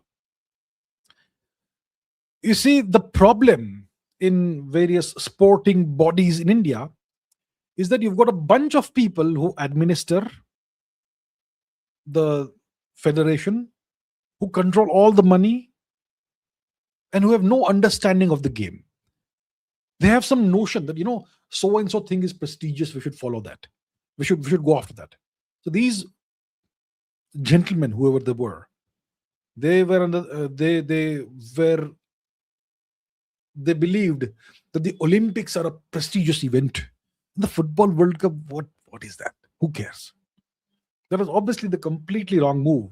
Who cares about football at the Olympics today? The World Cup is what matters. And India had qualified for the World Cup. But they refused to shell out the money, which would have enabled the Indian team to go to Brazil. So if you think that's something of that those blunders happened in the past, think again. Think again. You have various sports federations or whatever in India. See how they're administering the various sports in India. I mean, what can I say? They run these federations like they're personal fiefdoms, and all they do is, I'm sure there are some federations and some sports bodies that are very well run, and India must be a world champion in those things, but most of them are run very poorly. I wonder what happens to the budget and the finances, all that, right? And the players they're typically taken for granted. The facilities they get are abysmal. So that's the deal. So these problems aren't simply problems of the past, they still exist. Today, Indian sports people are still suffering under various federations. I mean, why is India not a football powerhouse today? We have some football leagues in India. Why don't we have world-class leagues in India? I mean, we have one world-class league in India, the Cricket League, Indian Premier League, which is not a proper league. A proper league operates for 8-9 months a year, not 2 months a year. So even the IPL, it's kind of a circus act. A proper league anywhere in the world, a professional league anywhere in the world, operates 8-9 months a year. But no, in India, it's supposed to be. So India does things differently. But even then, the IPL is a world-class league with the best talent in the world, right? Why don't we have something like that for hockey, for football, for other sports? Why not? I really wonder why. So, Beckenbauer, Franz Beckenbauer, the general. Yeah, okay. Guten Tag, yes. Hypothetical question. Bose won with Axis help. Would Nazi Germany grant India true freedom, or would it be more like under new management? Nazi Germany was too far away. The question was, would Japan grant India freedom? Okay.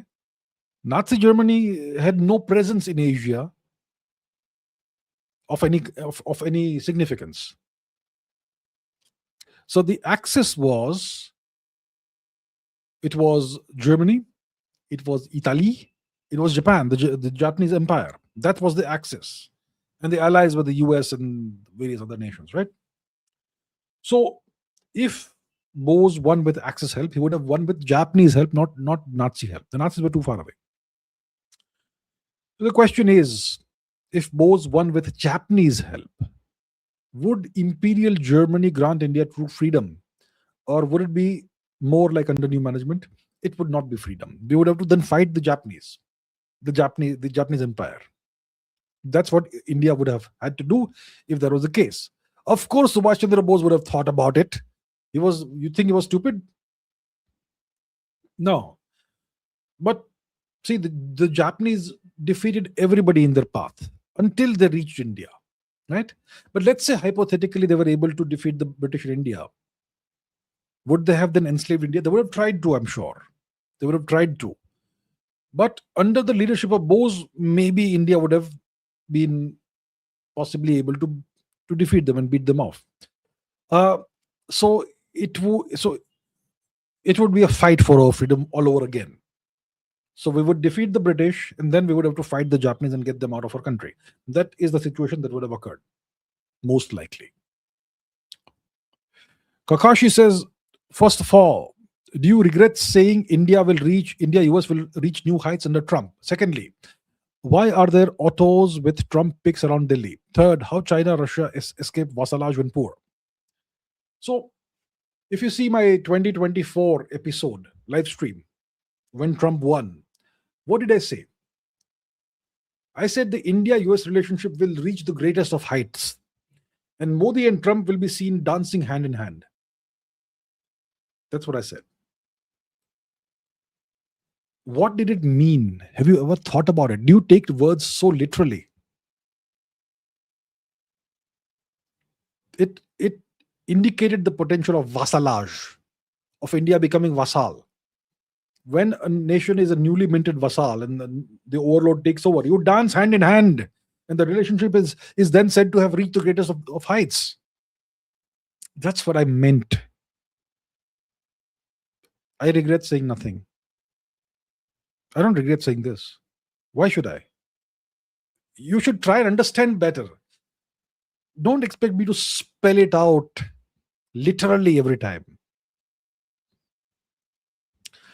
So what I was saying at the time, okay, whether it is that episode or some 2 3 subsequent episodes, what I was saying is that there is a very high potential that India gets vassalized by the US, and then we will dance hand in hand with them.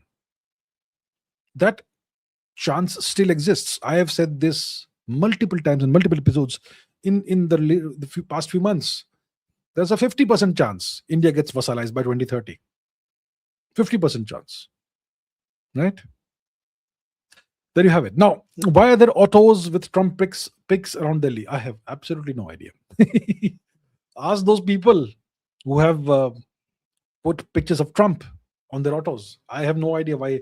I suppose it's because Indians are slave-minded, and Indians believe that Trump is a great man who's a great friend of India or something. I suppose that's what they believe. I've seen people praying for Trump and doing arti of Trump in some temples. Indians are the most slave-minded people. At least some Indians. It's terrible to see that. It's cringe-worthy to see that. How China, Russia escaped vassalage when poor? Because they invested in guns and artillery and weapons. Being poor doesn't prevent you from manufacturing weapons. The Chinese escaped vassalage by mobilizing the people. It's called People's War. Read Mao.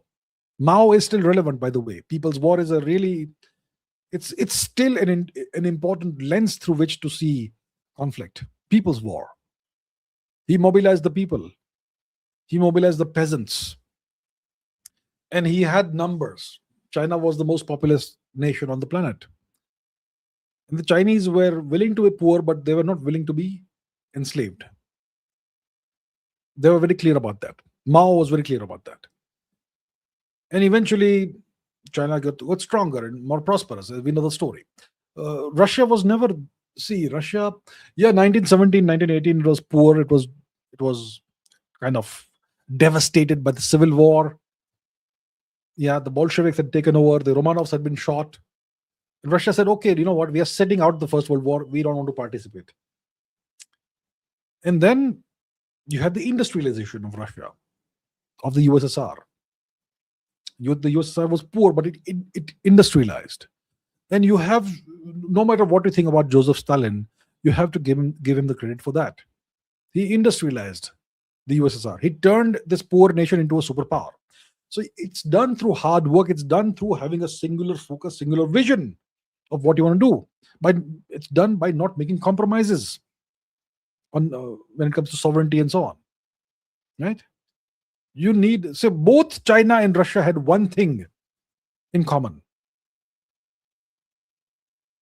a leader of substance. Now, I'm not a fan of Mao or Stalin. Mao's great leap forward was an absolute disaster for the people of China. Absolute disaster. Millions died. And how did Mao rehabilitate himself after the disaster of the great leap forward? 1962 war against India, which he knew he will win because India was incompetent. India's leadership was incompetent. So Mao rehabilitated himself by winning a war against India. So then the millions who died in the Great Leap Forward, that was kind of forgotten. Mao, whatever you say about him, he was still a great leader. Maybe a truly evil great leader, but still a great leader. He laid the foundations for what China would eventually become. He made a lot of mistakes, but he still laid the foundations of the one-party system, of the Chinese Communist Party's complete control, ruthless control over the country, the organization of the party, the governance system, and so on. All of that he created. Of course, he was tyrannical, he was terrible overall, but still he did that. And the same can be said about Stalin. Both were what you could call despots, strongmen, dictators, whatever, but they created very powerful nations. Um, and India lacked that. Okay. YT user says, I'm feeling hopeless on India's future. We are nowhere in the AI race. There's no innovation. The rupee is falling. Market falling as it's heavily dependent on the service based companies and back offices. I'm worried. You're right to be worried. Yeah, you're right. I'm not sure we should be hopeless about our future, but things will get worse before they get better. We are a nation that loves shortcuts, right? We don't put in the hard work to build capacity. I mean, we don't even foresee that, our dependence on foreign energy will someday come back to bite us in the backside.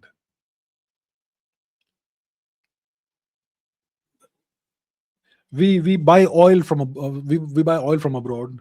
Why haven't we bothered to ever search for oil all across the subcontinent, offshore, onshore, wherever? We have not done that. We have not bothered to do it. India is the biggest consumer of gold.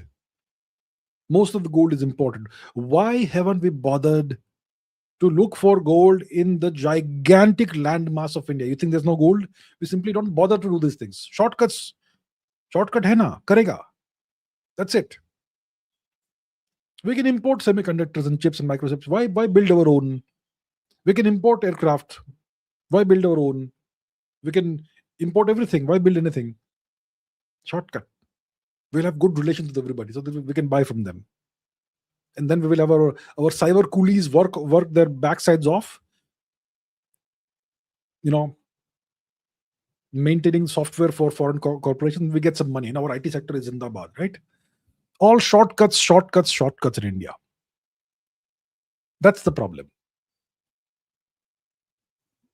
You need leaders with real vision,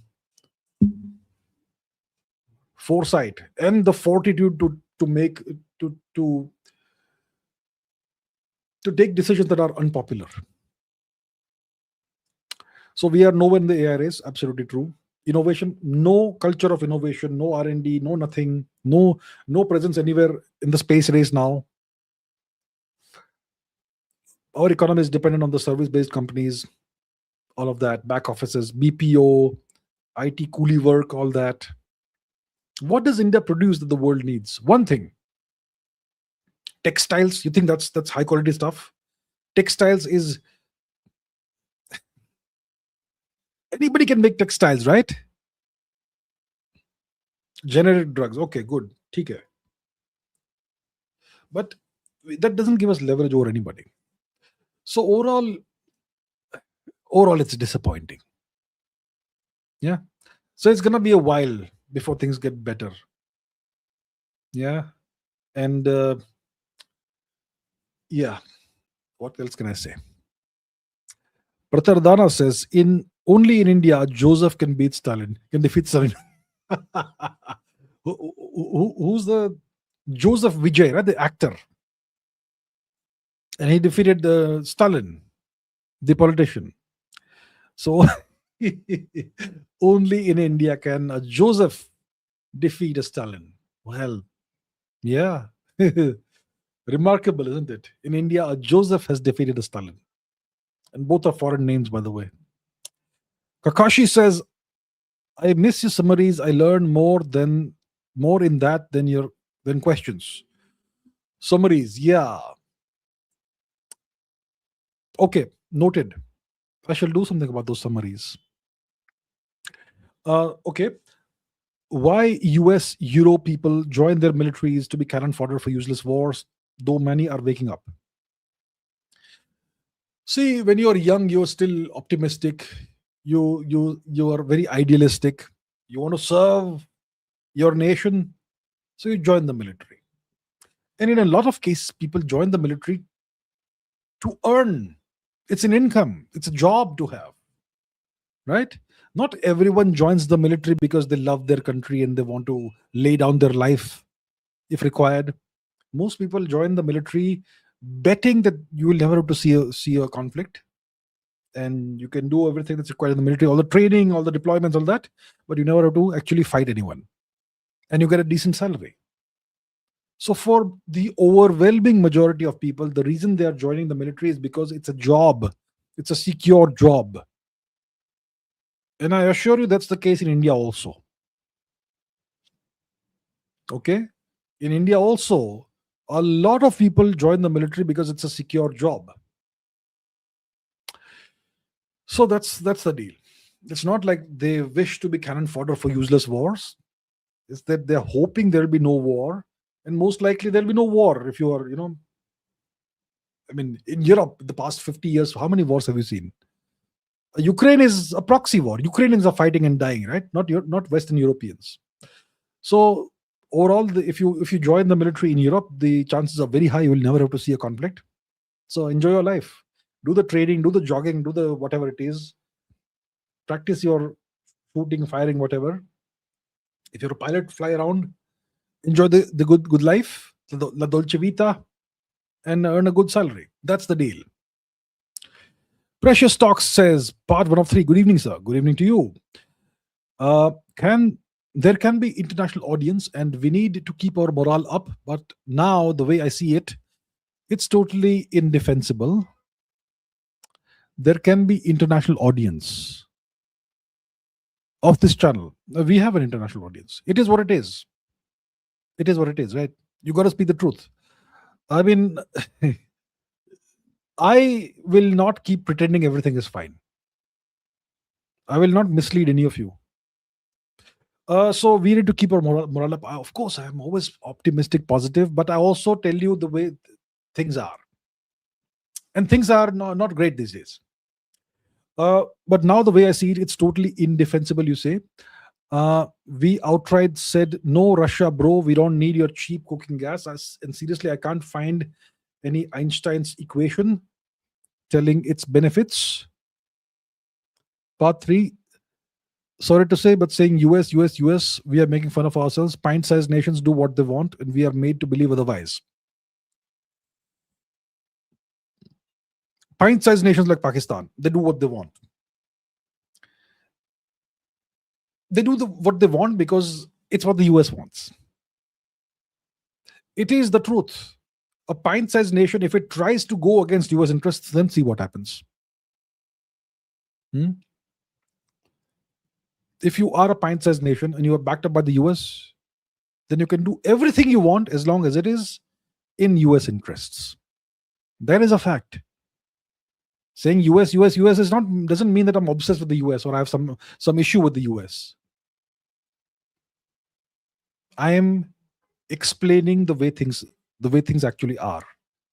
I'm trying to make you all see the world for what it really is. Right? And the US is running the show. So there's going to be a lot of mention of the US. You can keep saying it's China, China, China. Pakistan ke piche China hai. There are 75,000 YouTube channels that say that. It's not China.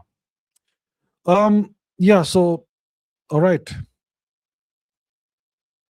And about the other thing, Russia. Well, I'm not sure if the problem is we have to take permission from the US apparently to buy oil, and that's an issue. Okay. The KD Kamat is become a new member. Thank you so much, KD Kamat ji, and welcome to the channel's membership. I really appreciate this. Thank you. Piyush ji says, necessity is the mother of all inventions. Will this energy crisis force the government to foster the installation of EV stations across India? I know it's not possible in one day, but someday. Necessity is the mother of all inventions. So let's say we start moving away from oil and gas and we go electric. Okay. How are we producing that electricity? How are we producing it? By burning coal mostly. We are still depending on fossil fuels. And by the way, we import coal also from somewhere or the other. We have our own uh, lignite mines, coal mines. We have that, but we still aren't completely self-sufficient in terms of coal. We have to import coals from certain nations. Coal, not coals, coal from certain nations. So it's not like our electricity is clean electricity. It's not all green electricity. It's not all solar power or wind power or thermal power or hydropower or nuclear. Nuclear is a tiny fraction of our electricity. Most of our electricity is coal, which again is an import dependence. So first of all, it's not green, it's not clean, it's polluting, and secondly, some of it at least is imported. So if you start going all EV everywhere, you're just moving from one foreign dependence to another foreign dependence. What's the solution? Go all in on nuclear, which will take 20, 30 years at least. In the meanwhile, go invest massively on solar and other infra. Yeah, that can work. So, yeah, the real thing that needs to be done is for India to discover its own oil and gas reserves. Is it impossible for us to do that? You think there's no oil and gas waiting for us waiting to be discovered in the whole subcontinent? India occupies most of the subcontinent, right? We simply haven't bothered to do any of these things until now. I was hoping the last 12 years something will happen, but it hasn't happened. We have put out tenders now. Tenders for exploration of the Andaman Basin or whatever. ठीक है. अच्छा है. Good. Prataradana says GDP numbers don't make sense. Peak deindustrialization in Germany, GDP still went from 4.5 trillion to 5.4 trillion with 0 to 1% growth in 2 years due to interest hike. GDP in Germany. Germany's economy was in a recession until, a couple of years ago, it had gone into recession. Germany is being deindustrialized. Germany's economy is not doing well at all. If it's like 0 to 1% growth, how will the GDP grow from 4.5 trillion to 5.4 trillion? This is all bookkeeping nonsense. It's all made up numbers. Oh, we have changed the way we calculate GDP, and that's why the numbers have changed. All kinds of stories they make up. And we need not take these things very seriously. So India has gone from fourth to fifth or something, or sixth or whatever it is, right? Because of the new way GDP is calculated. Yeah. So these numbers don't make sense. You're right. Absolutely right. Interest hike and whatever nonsense. These are all games, number games that are being played, and we need not take these things seriously. Kakashi says 1 out of 2 Zionists in the US, Europe suppress nationalism to prevent the emergence of new Nazis. Okay, globalists export anti-national Western democratic liberalism to every country and erase all civilizations, culture, nationalism inspired by bourgeoisie Trotsky. Stalin helped workers of his nation. Trotsky traveled the world to preach his views. So the point you're making is there are these shadowy, hidden forces that seek to suppress nationalism. If they are Zionists, you say they suppress nationalism to prevent the emergence of new Nazi-like entities. And globalists want to erase civilizations and cultures and all that, so that they can turn the entire world into one big market that they can sell to and extract all the value out of it. And they use the tool of Western democratic liberalism to erase culture, civilizations, and so on. So I don't know about the Zionist part of it. I am not aware of it. I have not studied Zionism, and I'm not aware of what may be there. But the globalists obviously are a thing, right? That is very clear. And what they seek to do is they seek to turn the entire world into a monoculture, the same culture everywhere you go. Imagine no matter where you go to in the world, you see the same kind of, when people their skin colors and all, maybe the facial features will be different, but they wear the same kind of clothing, they speak the same language, they worship the same one monotheistic god, they eat the same food, they have the same thoughts. The whole world becomes monochromatic, monocultural. That's what they want to do. And they want to erase culture, civilization, all that, so that each individual is isolated without any you know um, scaffolding, any framework that they depend on, ethical, moral framework, nothing. So you can make them dance to your tunes and make them consume whatever you want them to consume, right? I mean, in India 20 years ago, you had lots of little restaurants, mom and dad restaurants, that served high quality Indian food. You go to those restaurants today, to those places today, you will find McDonald's, you will find Burger Kings, you will find pizzas, all horrible food for your health, right? All the Indian stuff is disappearing. It's being replaced by trashy junk food. So that's happening across India as well. India is being turned into a massive market. And apparently in India, this is called growth and progress. Oh, I eat burgers and pizzas now. I'm so cool. That sort of nonsense is being poured into the minds of our people. Yeah, Stalin helped the workers of his nation. True, he helped the workers of his nation.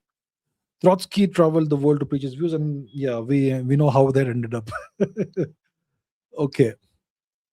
Beckenbauer says, please look into 2001 Kerala red rain.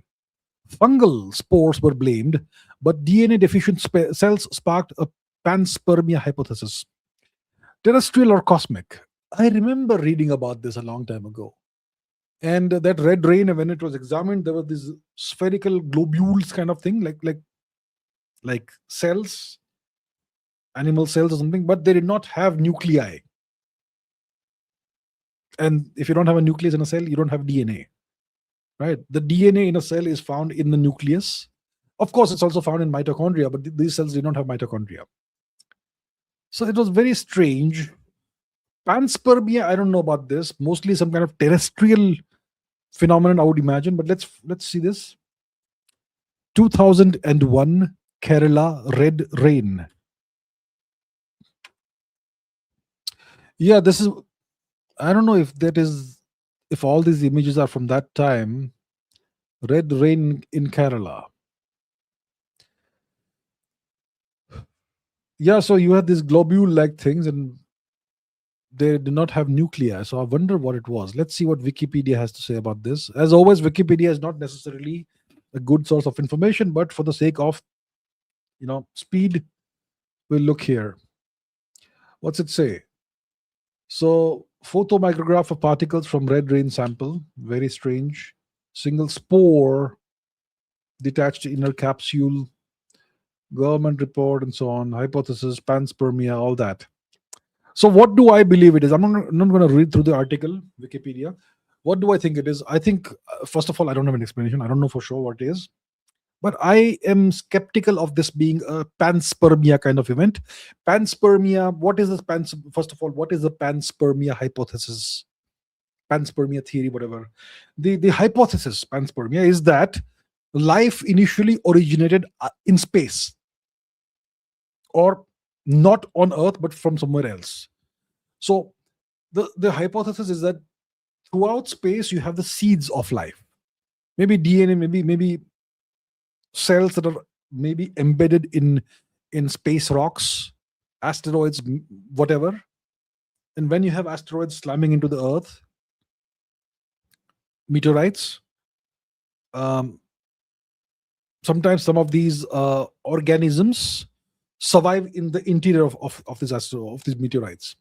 And when the meteorite breaks open, if it's not metallic meteorite, if it is carbonaceous or whatever, carbonaceous chondrite or whatever, then maybe these organisms can spill out and they can seed the planet with life. So that's the panspermia hypothesis, that life actually originates in space. Maybe it originated a long time ago, when the universe was much younger, when the average temperature in outer space was maybe 20-30 degrees Celsius. Then you could have liquid water in outer space, and maybe life emerged there in those circumstances, and then maybe it spread across the cosmos. So that's the panspermia hypothesis. Do I think that the Kerala red rain was panspermia, I am skeptical about that. Most likely some kind of terrestrial phenomenon, but what phenomenon, I'm not really sure about. Okay, Sankar Chilikuri says, do magnetic monopoles exist?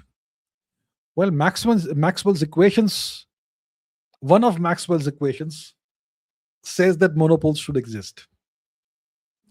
Okay? But we have never actually encountered or observed a magnetic monopole. So experimentally, we don't know. We have never observationally verified the existence of a magnetic monopole.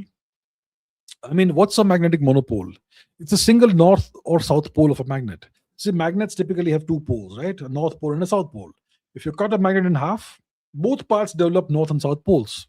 You keep cutting it in half and half and half, it gets smaller and smaller, but still it has two poles. You can never isolate a single pole of a magnet. That's what we know from our experience. We can't, right? But but Maxwell's equations, at least one of them, seems to imply that magnetic monopoles should exist, but we have never discovered them. So it's theoretically possible, I would say, but never been observed. So it's elusive, and yeah, one still searches for magnetic monopoles. So the answer is we have never observed them, but theoretically they seem to be possible. The D. Kamath says, hope you're doing well. Thank you so much. I hope you're doing well too. I'm doing great. I've always admired how you build expertise in a given topic. Do you have a framework for learning or deciding what material to use to learn? Thanks. Do I have a framework for learning? I'm sure I have mental frameworks that I use to learn, but I've never explicitly defined what those frameworks are. I would have to spend some time self-introspecting and actually figure out how I think and through what frameworks do I think, what mental models I use. I use obviously mental models. I don't know what they are called, but these frameworks, these mental models, they evolved over time. So do I have a framework for learning? I have multiple frameworks for learning. It depends on what I'm learning. So for example, when I was a student, if I was learning mathematics, well, I knew exactly how to learn mathematics, solve a gazillion problems, right? And consult the right textbook. When it comes to physics, you don't learn physics by reading texts. You read the text, absorb the core knowledge, how it is derived and all that, and then apply it by solving problems. Once again, the same thing. When it comes to studying history, I have always sought to ask the question, why? If something happened, why did it happen? Who made it happen? What did that person want? What did those people want? If there was a conflict, what did each side want? It's always about why. And once you understand the why, the whole story sticks in your head. You don't have to memorize dates. So these are some of the principles I use, deciding what material to use to learn. Well, I go through a lot of material, then I decide which is best, based on how informative it is and how aligned it is with my way of learning. For example, when it comes to scientific texts, I hate texts that go on, ramble on for pages and pages. I hate texts in which they say the solution is left as an exercise for the reader. I like to see things done properly. So those texts I like. I like texts that are user friendly, right? Jackson is not user friendly, if you know what I mean, like electrodynamics. But Reiner, I suppose, is. Of course, Jackson eventually becomes useful once you reach a certain level, but it's not a good introductory text, and so on. So that's why I always say use Shom series if you're a beginner in anything. It'll take you to at least an intermediate level. So how do you build expertise in a given topic? It takes years and years and years and years. And I've never sought to build expertise in, let's say, history or whatever. I've simply followed my curiosity. And that's how I've acquired knowledge in various domains. And those eventually all get interconnected. So music connects with mathematics and physics, by the way. Yeah. So my approach, framework for learning. So when it comes to learning history, it's different. When it comes to learning mathematics and physics, it's different. When it comes to learning music, it's different. I am a lapsed musician. I still can play the guitar and things. Learning music is a totally different approach, totally different framework. You first learn by imitating, like a monkey, like a chimpanzee. And then you start developing reasonable fluidity in what you're doing, and then you start developing insights, and so on. So it depends on what you're trying to learn and all that. Yeah. Piyush G says, I know it's a geopolitical channel. It's not necessarily a geopolitical channel. It's not. Okay, nowadays, maybe most of you may imagine it's a geopolitical channel. On this channel, I discuss things in three main buckets: geopolitics, history, and science. I'm perfectly happy to take non-geopolitics questions. These days, there's been war and so on. That's why it's been a focus on geopolitics. But if you take a bit of time and see through the older episodes, you will see all kinds of other topics that are non-geopolitical in nature. Anyhow, so the question is, this news is related to the future of India. Education system. Many students have finished their life due to the unfair checking by CBSE in class 12. They passed in JEE exams, one of the toughest exams, and got failed in boards. Now how trash the system is. India's education system is garbage. It is rotten to the core. In case you imagine this is a purely geopolitical channel, let me just tell you, it is not. And let me give you the evidence of that. Since you have asked me a question about education, okay, let me show you once again. So let's go to my YouTube channel. Okay, here is my YouTube channel. This over here is Ask Abhijit first episode. Indian history, physics, geopolitics, education, spirituality, whatever, right? Then you have episodes about other things. Now I want to draw your attention to episode 28 and 30 and 31. These are the three education episodes. Episode 28 is about India, education and India's future. 30 is about India's education system, problems, solutions, and the way forward, in which I have given the way forward, what needs to be done 4 years ago. The third one is also about education and India's future. Okay? So, just FYI, this is not a pure geopolitics channel. I speak about whatever is important to me. Education is very important to me. Right? So now what you're pointing out is this. The education system of India. Many students have finished their life due to unfair checking by CBSE in class 12. They passed JEE exams, one of the toughest exams in the world, and they got failed in 12th standard board exams. How trash the system is. This system is rotten to the core. It is one of the worst education systems in the world. It's incredibly unfair to the children. It's a burden on them. You waste years of your life learning nothing and passing exams. Rotten system to the core, absolutely rotten. And apparently, the new education policy solves everything. It solves nothing. It solves nothing. The new education policy is as trash as the old education policy. It's like putting, like I say 100 times before, it's like putting a bandage, a band-aid on a gunshot wound. So it's terrible. It's terrible. I know how it is. I've been through that. I've been through the education system, right, in India. I didn't spend all my childhood abroad. I know how it is. It's painful. It's a waste of time. It's abysmal. And the worst thing is that it does a horrible disservice to India and to India's future.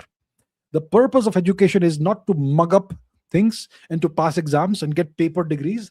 The purpose of education, the purpose of an education system is to give society bright, confident, talented skilled young people who are capable of leading the world and taking the country forward in the right direction. That's the purpose of an education system. The purpose of the education system is not to serve as an employment generation scheme or a business opportunity to make money for those who run the private colleges, universities, and coaching classes. But that's what education has been turned into in India. The system is rotten to the core, and it's so sad to see these things happen. So sad. You pass the JEE exam, but you fail the board exam. Ridiculous. So many exams. So much pressure on kids. They can't have a normal childhood.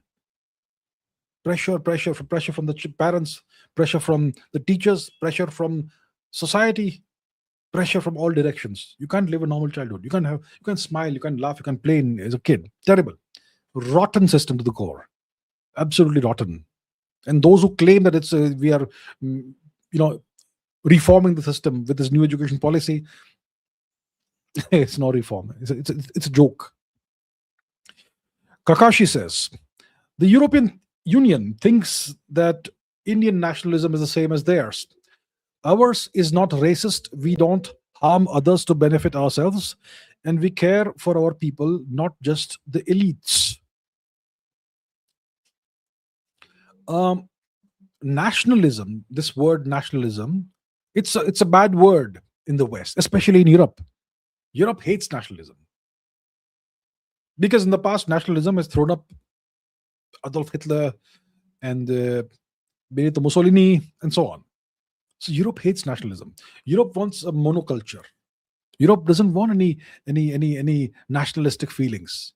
Europe is a block, a unified block of many nations, and we should erase our national identities and borders, and we should all become European. That's why we have a common currency, and we have notifications in 27 languages, and so on and so forth. Right? But whatever nationalism does exist in Europe, it's very racist, which is true, what you say, right? Yeah. And Europe, historically, the past 500 years or so, has been predatory, rapacious, exploitative, colonialistic, and extractive. They have a track record of at least 500 years or more of harming others to benefit themselves. You are right about that as well. It's just facts that I'm telling. I have nothing against anybody. These are just facts. They've destroyed the world to enrich themselves. So our nationalism is not the same as theirs. We are not a nation state like the European nation states. We are a civilization. Today we are not truly a civilization state anymore. Yeah. We don't behave like a civilization. We are not structured like a civilization, but we still have some civilization in us. We somehow are the continuation of a great ancient civilization, which is now broken and mangled and perhaps on its last legs. But our nationalism is actually civilizationism. The Indians who are nationalistic, who are nationalists, they probably love their civilization. And it's not part of our culture. It's not in our culture, in our values, to harm others to benefit us. And we aren't racist, right? The way the Europeans are. So yeah, it's different. It's different. Kakashi says, did you see Trump say he don't care about people's finances? I haven't seen that. Did he say that? Well, Trump is Trump. He'll say anything, and tomorrow morning he'll say, I never said that. All fake news, like they say, China. So Trump can get away with anything, essentially. He says so many things. Have you seen his Truth Social? He posts like 78 times a day. You can't keep up with if you want to figure out what did he say on so and so day, you have to just keep scrolling for hours. Keeps posting long rants on Truth Social. So he speaks so much, he posts so much, he can flip flop every few hours if he wants to, and nobody will even notice. So I haven't seen what he has said about people's finances, that he doesn't care about their finances, but okay. That's funny, actually. Of course, he doesn't care about anyone's finances. We know that. Anavil Sarkar says India needs its own deep state that works with any ruling party. That will be good. As long as the deep state is aligned with India's civilizational interests, good. Then you don't need a ruling party. Or you can have ruling parties that are the public face of whatever's happening in private. Yeah, sure. Sure. As long as the deep state is aligned with India's civilizational interests, I would be perfectly happy with that. Pratardana says 1984 book versus movie. Which one is better? I haven't seen the movie. The book is good. Is there a movie 1984? I am not aware of this movie. I haven't seen it. So I can only say the book is good. The book obviously is it's a dystopian novel written before 1984. It's been extremely influential, of course. I mean, Steve Jobs even referenced that in a famous Super Bowl advertisement or something. So I don't know about the movie, but the book is good. Book is a legendary book. Kakashi says Xi versus Trump body language. Only Xi and Putin can't be dictated to. Body language. I think the body language was kind of that of equals. And Xi Jinping was, I would say, somewhat more dignified than Trump. And Trump obviously was himself very confident and is patting Xi Jinping on the arm and all. So he's going to do that thing. He's also going to try and pull your arm when he shakes your hand and that sort of thing. He does his things, but overall, I think the body language was that of equals. You can see that Xi Jinping does not see himself as inferior to Trump, and he doesn't see China as inferior to the US. Right? And why is this the case? Because he has leverage. He has various kinds of leverage. The nation of China has worked really hard to reach where it is. It's a powerful nation. It is a nation with a lot of leverage over the US. And that's why Xi Jinping can stand as an equal in front of Trump. And the same goes about Putin. Putin has more nuclear weapons than the US, than Trump. Right? So Putin can also stand as an equal, or perhaps even more than, probably not more than an equal, because economically it's not what it used to be. But overall, Russia is an extraordinarily powerful nation. So power dictates your body language. If you come from a weak, poor country, do you think you're going to have the same body language as Trump? No. If you have no leverage over him, are you going to have the same body language? No. You're going to be all conciliatory and nice and goody, right? As certain politicians, certain world leaders are in front of Trump, but not Xi Jinping and not Vladimir Putin. Marcus Aurelius. Thank you very much, Marcus Aurelius G. Thank you. Pratardana says, my own theory, Harappan standardized bricks were required because of Vedic religion in making different types of altars based on Bodhiana's instructions. It's possible. Maybe it started like that. See, what's very clear is that the beginnings of the Vedic religion, that's thousands of years before the mature Harappan period, which is about 3000 BC. The mature Harappan period, when you have the big cities of Mohenjo-daro, Harappa, Rakhigarhi, Kalibangan, these massive metropolises, that's around 3000 BC. That is a fully urbanized, fully industrialized period of Indian history in the Western and Northern India. Right? So you had standardization of weights and measures and bricks and all those things at that time. But you see similar bricks of similar dimensions in the not so mature Harappan period, right? Maybe 5000 BC, maybe 7000 BC. Right? That's also the Harappan, that's also our history. That's the ancestors of the mature Harappans, but thousands of years before the mature Harappans. And what is clear is that the Vedic religion was not born, or the earliest texts of the Vedic religion, they make no reference to a fully urbanized civilization. The world of the Rig Veda is a pastoral world. agricultural pastoral world. There's no big cities. There's no huge kingdoms with proper armies and bureaucracies. No. It's a world of clans. It's a rural India. So that's clearly thousands of years before the mature Harappan period, where you have the standardized bricks. And of course, during the Rig Veda's time, you had the yajnas with the falcon-shaped altars, like you say, right?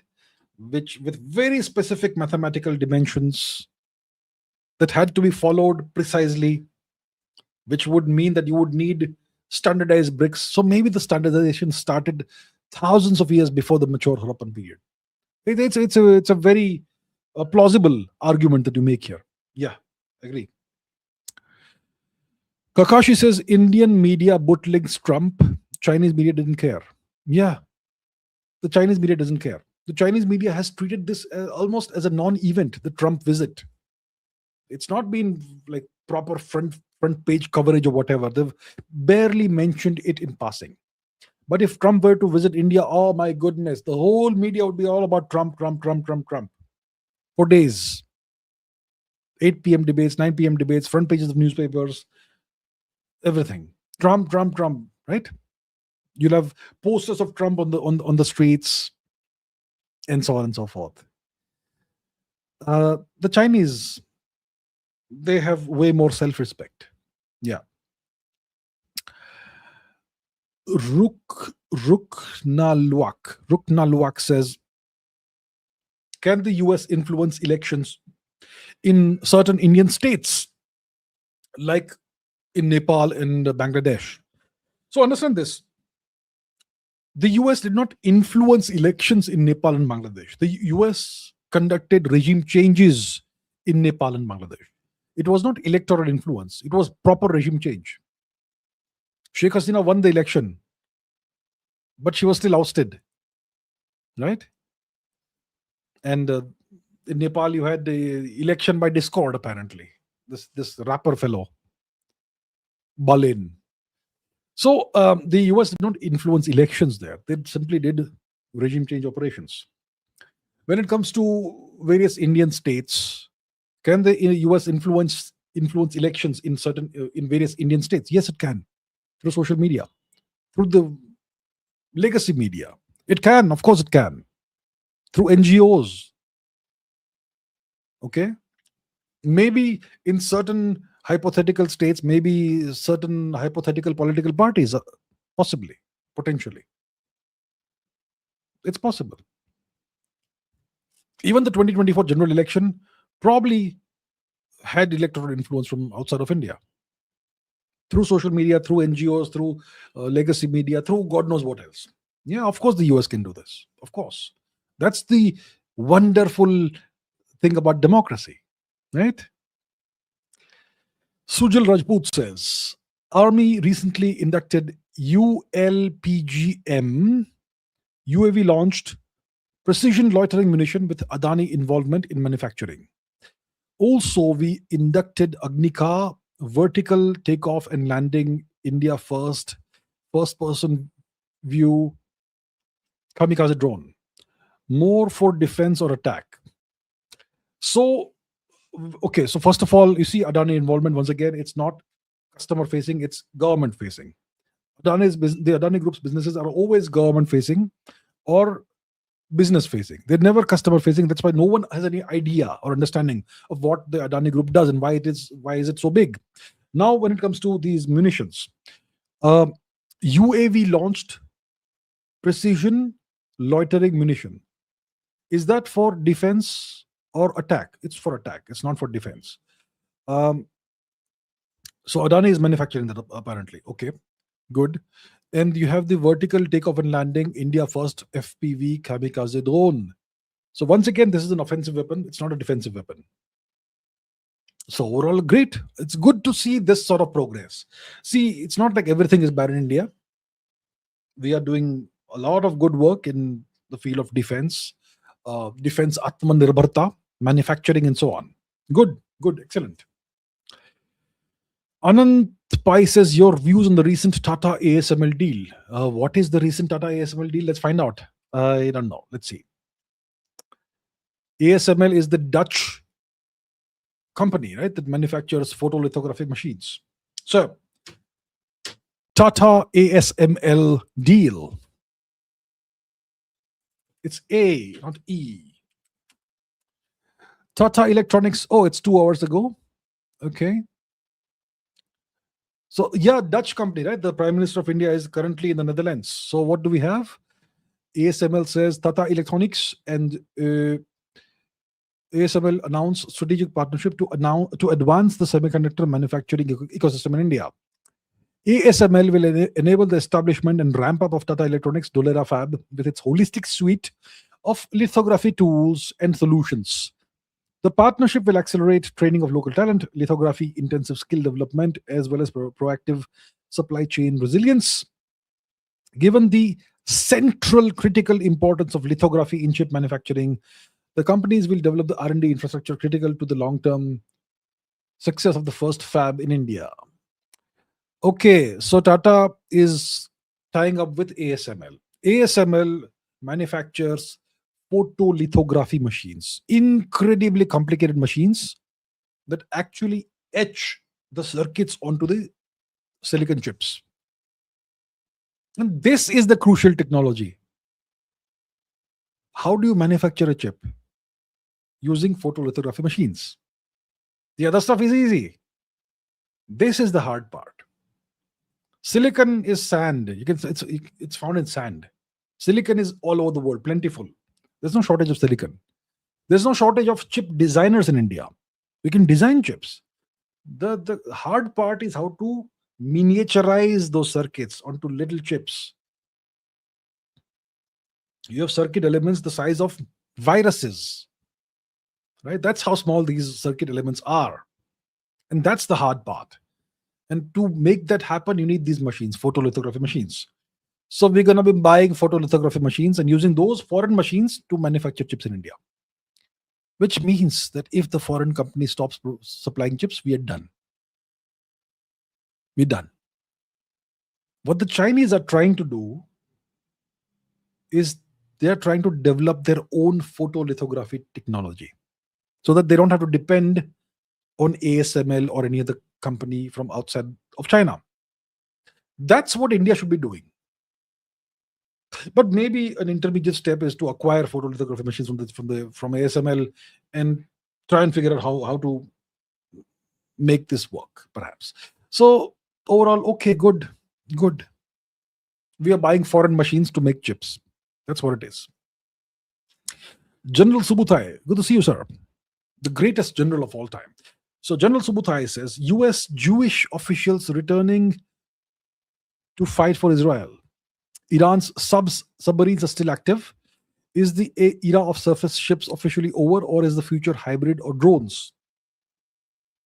Okay, I'm not aware of the US Jewish officials returning to fight for Israel. I have no idea about that. Okay, first of all, I don't know about that. But about submarines, Iran's submarines are still active. They probably are. So Iran doesn't have large submarines. They have small submarines. But so what? They work. And they are stealthy, like all submarines are. So the question is the era of surface ships officially over, or is the future hybrid or drones? Surface ships will still be used by powerful nations because other nations don't want to attack powerful nations because you will be destroyed. So if you are a super powerful nation like the US or even China, you can afford to have surface ships, and most nations will never try to destroy them. Even Iran has not tried to destroy American ships in the region, right? So, but if you are not the world's most powerful nation and you're up against a nation that's reasonably equally strong with you or similarly strong, your ships are in great danger if the other nation is besides. So overall, the surface ships, that time is the era of surface vessels is ending. Submarines are going to be the most important and most dangerous kind of naval asset in the 21st century. And it's so easy to destroy surface ships using drones. Just launch a few hundred inexpensive drones at the surface ship. It's guaranteed to be destroyed. That's how easy it is today. So it doesn't make sense to invest in more surface vessels. You should invest in submarines. In the future is definitely missiles and drones, especially drones. Rajat says Earth Sun distance 108 times Sun's diameter. Earth Moon distance 108 times Moon's diameter. Sun's diameter is 108 times bigger than Earth. We do job 108 times. 108 is a holy number. How did they know this 4,500 years ago? I have no idea how they knew this, but they figured it out. I don't know if it's 4,500 years ago. I don't know if it's 6,000 years ago. The mature Harappan phase was about 3,000 BC. Must be 6,000 years ago, maybe even before that. So what we know for sure is that our ancestors in the Indian subcontinent have been studying the heavens for thousands of years. We know that for sure because the oldest depiction of a supernova is from the Indian subcontinent, from Kashmir, right? It's several thousand years old. So our ancestors for thousands of years were studying the stars, the planets, all of that, and looks like they were studying all this pretty seriously, and their observations were pretty accurate somehow. So they figured it out, right? The distances and all that a long time before we had modern science. We had Indian science at the time, right? Krishna says, humane versus absolute justice, which should India pursue? Are you talking about domestically or internationally? Internationally, justice should be absolute. If some other nation attacks us or if it harbors terrorists, justice should be absolute. Internally, well, you can have humane justice, with obviously exceptions for some certain crimes, for which there can be no mercy at all. Certain crimes there can be no mercy, but otherwise, when it comes to petty crimes and small crimes and all, I suppose we have to be merciful and humane and give people second chances, right? So that's what I believe. I think we should not be too harsh when it comes to small petty crimes and all that. Give people a second chance. People learn, hopefully, hopefully, right? But when it comes to certain crimes, you have to give, harsh punishments. Yeah. Amisha Mishra says education minister is the worst. NEET exam again leaked. Okay, NEET. What is it's the medical thing? What is the NEET exam? NEET exam. Is it a medical exam? Indian, okay, pre-medical test. So following nationwide cancellation due to paper leaks, the NEET UGC 2026 exam has been rescheduled to June 21, 2026. Conducted offline by the National Testing Agency, the test consists of 180 questions and so on and so forth. New exam date. What was the old exam date? Masterminds held, coaching nexus probed. This is our new education policy, is it? India's education system is rotten. It is garbage.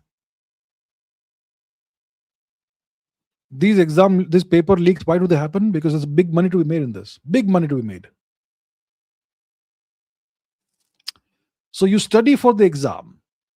You spend possibly months or possibly even years studying for this high stakes exam.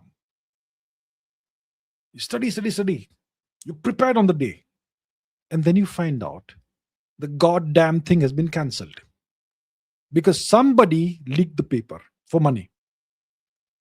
So all your preparation, now you have to do it all over again. And now it's going to be in June 21. Is it like more than a month from now? So another month and a half of preparation now. Your preparation, like the preparation of an athlete for let's say you're preparing for the 100 meters dash in the Olympics, the preparation peaks at a certain time. right? It's just disastrous. The education system is a joke. It is so unfair for the students.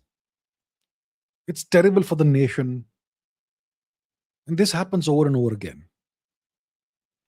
When is India going to have a crackdown on corruption? I think I've been saying it for years. Do we even acknowledge that corruption is an issue allegedly in India? Sad situation. Sad. Terrible. Oh, what can I say? Terrible. I feel so sorry for all the students. Okay. Kodandaram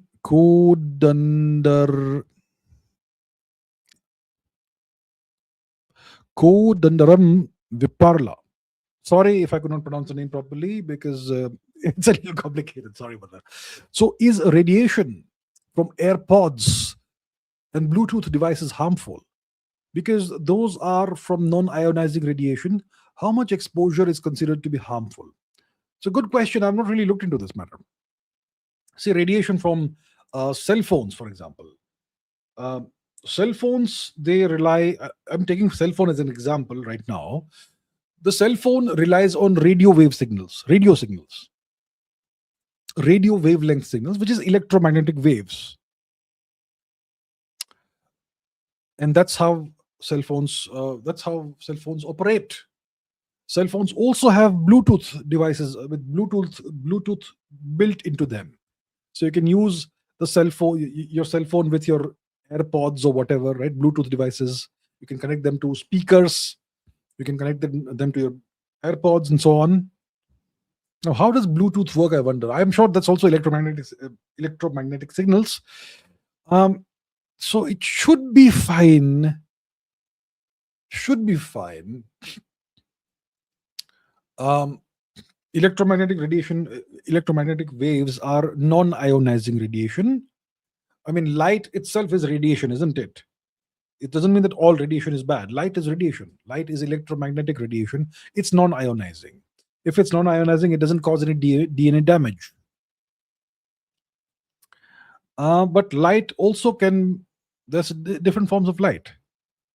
There is light amplification by stimulated emission of radiation, LASER, laser. That's a pretty harmful form of light. So it all depends on what form of electromagnetic radiation you're dealing with. I'm not sure exactly how the mechanics and engineering of Bluetooth works, but hopefully it's not dangerous. I have not really looked into this matter. I would recommend don't keep your phone in your pocket all the time and don't sleep with your head next to the phone, just in case there's any potential of any harm. But most likely it's not harmful, but who knows? If you're a cell phone manufacturer, AirPods manufacturer, you would never say it's harmful, right? So I don't know. I've never looked into this, so I don't know. But I would urge everyone to take certain precautions. Don't keep the devices next to you all the time. Keep some distance from them. They're also listening to you all the time. There's a live Ask Abhijit show being broadcast somewhere right now, transmitted somewhere right now from my phone, somewhere. Yeah, so take precautions. Okay, Krishna says, if currency is just a claim on resources, the Chinese have 4 trillion US dollars, but are banned from buying US tech compute, land. US already defaulted, China is screwed. Currency is a claim on resources. Yeah, a currency is a proxy. It's a proxy for resources, and it works only as long as the currency is honored. I mean, the currency, if you have a piece of currency in your hand, it's valuable only as long as it's fungible, as it's valuable as long as it is accepted as a form of value, right? So if the US has banned China from buying American, for example, Nvidia chips, which China so very much needs, if the US has banned China from buying land, well, I would also ban other countries from buying land in India. But if the US is trying to elbow China out of the US dollar system, then for China that investment of $4 trillion or whatever it is, it becomes worthless. Right? It does become worthless. Those treasury bonds and all, they become worthless pieces of paper.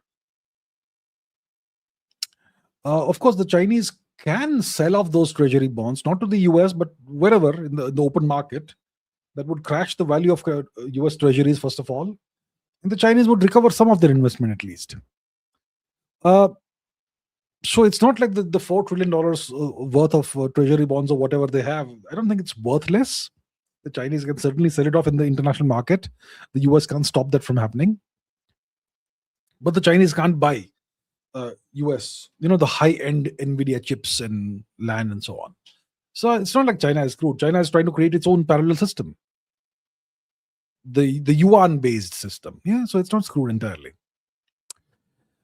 Jatin Sharma says, how can we trust the Epstein or UFO files? How do we know they're not forged? Anything can be manufactured. It's not science proven mathematically. That's my point. You can't trust these things. The UFO files came, right? A bunch of UFO documents and whatever videos and whatnot was released. Did it change the world in any way? Did it prove the existence of aliens? It proved nothing whatsoever. It was a waste of everyone's time. So the Iran war was launched to make the world forget about the Epstein files. The Epstein files are all redacted. You can't see the names of the perpetrators and individuals and all. Even the photographs are redacted. Oh, thankfully, I suppose. But whatever. So the Epstein files, they don't really divulge any real information. Yeah. You know who's there. Some of the names you know. Trump is there. Whatever. But you don't really know what exactly these people did. So the Epstein files don't really, provide any real information. And that obviously was damaging for a lot of people, even though no actual criminal evidence has come out. It was still damaging to the reputations of many people. And that's why most likely the Iran war was launched. Okay? And now the Iran war for the US has turned out to be a defeat, a strategic defeat. So to make the world forget that, they've released UFO files, which themselves are of no use to anybody. So the UFO files don't prove anything whatsoever. Nothing. Waste of time. Nothing at all. Kodandaram Viparla says, can we use light in space just like winds in the sea? Yes, we can. Yes, we can. So at sea, you can use sails, right? In the past, even the biggest ships had sails. And it's the sails that drove the ships forward because of the pressure of the wind on the sails. And you could have multiple sails, multiple masts, multiple sails, and you could steer the ship in whatever direction you wanted if you were a skilled navigator. So you use sails for that. The sail propels the ship forward because of the pressure exerted by the wind on the sail. In space, you can use light sails. So it's going to be a thin sheet of metal, maybe gold or whatever. Okay, it has to be as thin as possible. And that will be propelled forward by the pressure exerted by light. It's called radiation pressure. Okay? Because light has momentum. And photons have momentum. And they actually hit the sail just like molecules of air hit it. So radiation pressure can actually drive spacecraft, propel spacecraft forward. So yes, you can use light in space just like winds at sea. Famous Georgian guy says, many from the West talk about taking reparations from Russia after it loses the war, taking control of their oil and gas, and this is the end of Russia. What are these people smoking? Yeah, what are these people smoking? You want to take reparations? Yeah, then first give reparations to the lands you colonized and plundered and destroyed, right? And it's not like Russia is, it has any intention of losing this war. So yeah, the question is, what are they actually smoking? Yeah, good question. Pradeep Kumar Roy says, why did China block Manu's acquisition by Meta? Why did China block Manu's acquisition by Meta? So Meta is the company that's founded by Mark Zuckerberg, Facebook, the same parent company or whatever. And Manus is a Chinese AI company, right? It's an AI company, and it's been a pretty pioneering kind of AI company. I'm not sure exactly what the products are, but I think they're one of the first companies to give out agentic AIs. And when their product first came out, it was the best of its class in the world, which was then very very quickly taken over by other companies. But yeah, the idea was theirs. They executed it first, Manus. So it's still a pretty good company, right? It's still a pretty valuable company, and makes sense for Meta or whoever to acquire that so that they can get the technical know-how, the intellectual property, and the employees. But China has blocked this from happening. Well, it makes sense for China to block this from happening. The US wants to take over the entire AI world, right? They want to win the AI race. And the Chinese are the only nation apart from the US that is participating and competing in the AI race. So if the US wants to acquire a treasured Chinese asset, obviously the Chinese will block the sale or the acquisition of that asset. It's just logical. Okay. Krishna says, I dropped something interesting in your email. Okay, sir. Thank you so much. I will check it out. Thank you. Precious Stocks says, part 1 of 2. I think Abhijit sir does not need to defend taking orders from certain country regarding. I think Abhijit sir does not need to defend taking orders from certain country regarding from where we buy our energy. We should open eyes. The sooner we follow chain of actions when addressing this humiliation ritual, it is not proportional to our hard power. I believe it is totally shameful.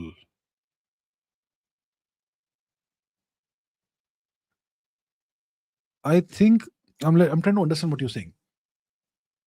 So you are saying I'm defending India taking orders from the US about where we buy our energy from. Am I defending it? So I'm defending India taking permission from the US allegedly about whether to buy Russian oil or not. And the sooner we follow the chain of actions when addressing this humiliation ritual, it's not proportional to our hard power. So you believe that we have more hard power than what I think we have. So you're saying that I am defending India's actions of taking permission from the US allegedly, taking orders, like you say, from the US. You're saying I'm defending that, and you're saying that I am rationalizing this defense by saying that India doesn't have sufficient hard power, and you're saying that we actually have more hard power than what I am conveying to the world. Well, okay, sir. If that's what you believe, all right. I'm simply trying to explain how things work.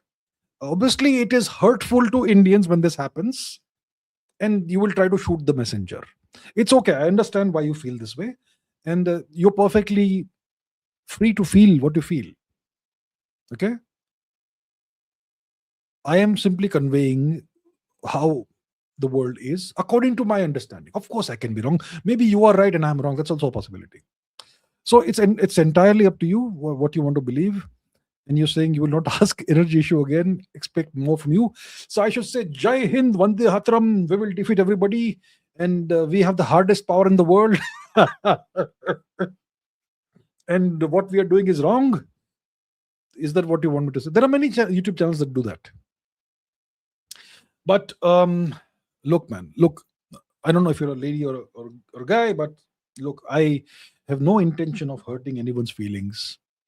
I know this is not nice for things like this to happen. But I will not lie to my audience. I will say the things the way they are, and at least the way I see them. Of course, I could be wrong, but that's entirely up to you. If you believe something else, if you think I'm wrong, well, okay. What can I do about that? But I have no intention of hurting anyone's feelings. Okay, please understand that. And it's obviously terrible for a nation like India to have to essentially allegedly take permission for whether to buy energy from certain nations or not. Is it humiliating? It is humiliating. I'm simply explaining the mechanics of how this happens. I'm not defending it. It's terrible. Do you think I like it? Because I don't. Okay, sir or ma'am. Harjab Bhatia says, can the entire universe be inside a black hole? Can the entire universe be inside a black hole? Well, let's think about it. Okay, let's think about it. We know what black holes look like. I mean, we don't know what they look like. They're invisible. But we know their physics. We know the physics of black holes. We don't know what's inside, okay? We have no idea what's inside a black hole. The best equations that we have, the Einstein field equations, they said that there's a singularity at the heart of a black hole. A singularity is an unphysical object. It's a failure of the equations. A singularity is a point of infinite density and infinite curvature of space-time, which obviously is unphysical. So it means the equations have blown up. But whatever. The Einstein field equations tell you that there's a singularity inside a black hole. And there's an event horizon, which is essentially a boundary of no return, a point of no return. And we can't ever know what's happening inside a black hole. So that's what we know of black holes. We know that black holes are defined by essentially three properties. They don't have any hair. They have mass, charge, angular momentum. That's all we know. But what we know is that black holes have temperature. They have entropy. The entropy is proportional to the surface area of a black hole. And we know that black holes emit radiation depending on their temperature. Some black holes are so large, they're very cooled, and they actually absorb radiation from the universe and they grow larger. But most of them grow smaller because they evaporate radiation, Hawking radiation. These things we know about black holes. So we have a reasonably good idea of what a black hole is like from the outside. We still don't understand them very well. And you don't know what the quantum mechanical nature of black holes is actually, right? Yeah. You try to do that, you run into ridiculous issues. If you try to create a black hole quantum mechanically, inside out, etc. So we know these things about black holes. Now, what do we know about the universe? We know the universe is expanding. We know that space-time is expanding. We know that the expansion of the universe is accelerating. Do black holes expand? Black holes, as far as we know, they don't expand. I mean, if a black hole is accreting radiation, it will over time expand, but not the expansion won't accelerate.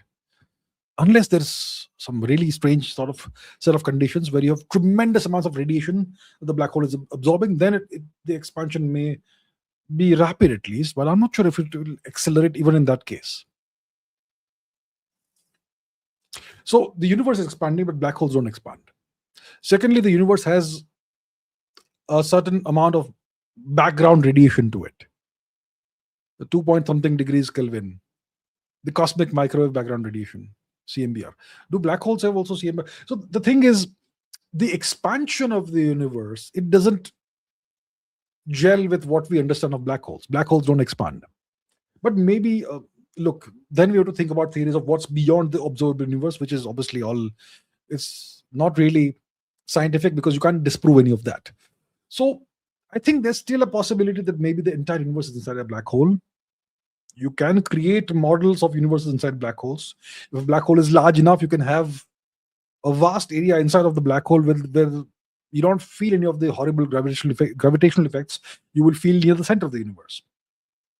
So you could theoretically have a universe inside a black hole, but then how do you explain the expansion of space-time and so on?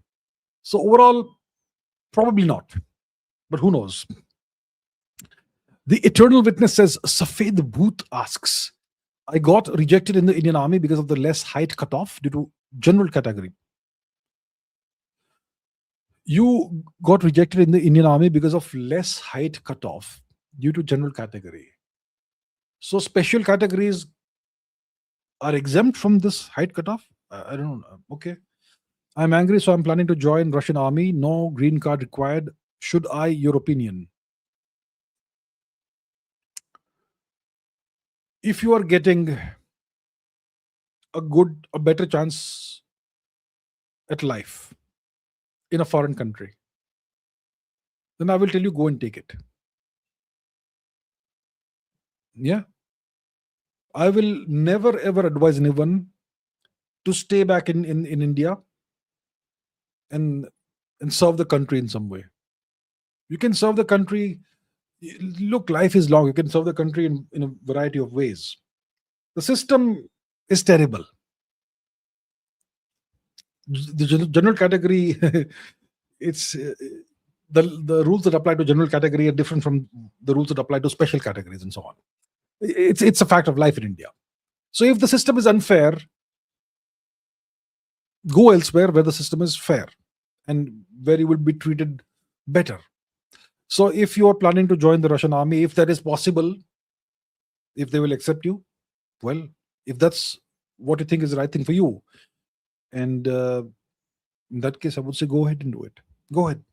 It's fine. I can't blame you for that. I can't. Okay, sir. All the best. All the best.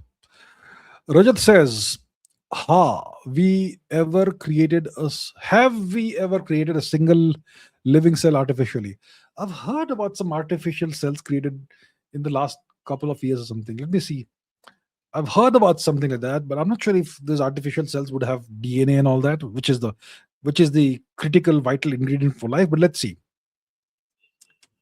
Have artificial cells ever been created? Yes, artificial cells, synthetic cell-like structures, synthetic genomes. A bacterial cell controlled entirely by a computer-generated synthetic genome. The microscopic organism was engineered to have a minimal genome and is capable of reproducing and evolving. Yeah, so it looks like it's been done, and I think it's a very dangerous avenue of research. Yeah, because if you can create your own genomes, then you can have, well, synthetic organisms, tailor-made, customized organisms, designer organisms that you can design to do anything you want. You can take bits and pieces of ideas from viruses and bacteria and whatnot and put them all into your new organism and create essentially a bioweapon. So yeah, it's a very dangerous avenue of research. Abhay Singh says, I read that Iran is out of storage for oil. They're dumping oil on the ground. It will permanently degrade their oil wells and Kharg Island views.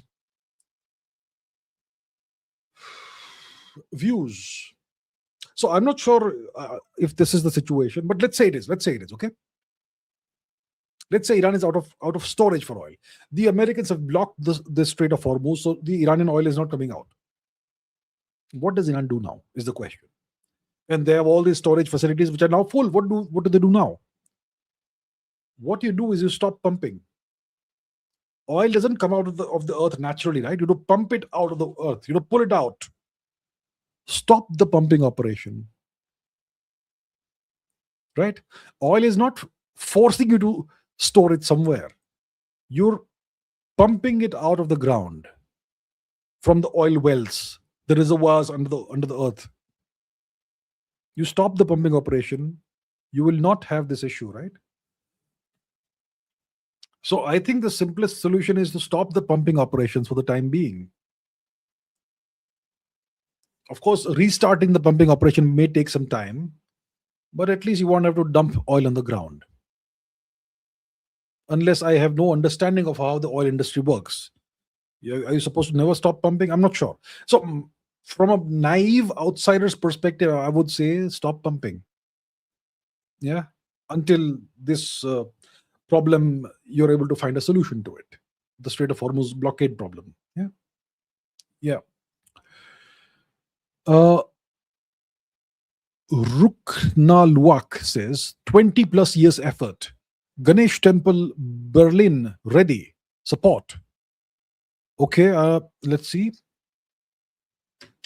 New Ganesh Temple in Berlin. What do we have? The Shri Ganesh Temple in Berlin is Germany's largest Hindu temple, located near Hassan Heide Park in the Neukölln district, the community funded temple, and so on and so forth. Okay. Is it new? Grand inauguration, June 3 to 7. The temple is hosting its monumental 5-day Mahakumbhabhishekam celebrations to formally consecrate the spiritual space. The events include Day 1 purification and Sankalpam, Day 2 Mahahomams, Day 3 Pranapratishtha, Day 4 Oil Kavacham, Day 5 Mahakumbhabhishekam, and closing ceremonies. Established after a 20 plus year community effort, the temple is more than a place of worship. It acts as a central cultural hub for the growing Indian diaspora in Deutschland.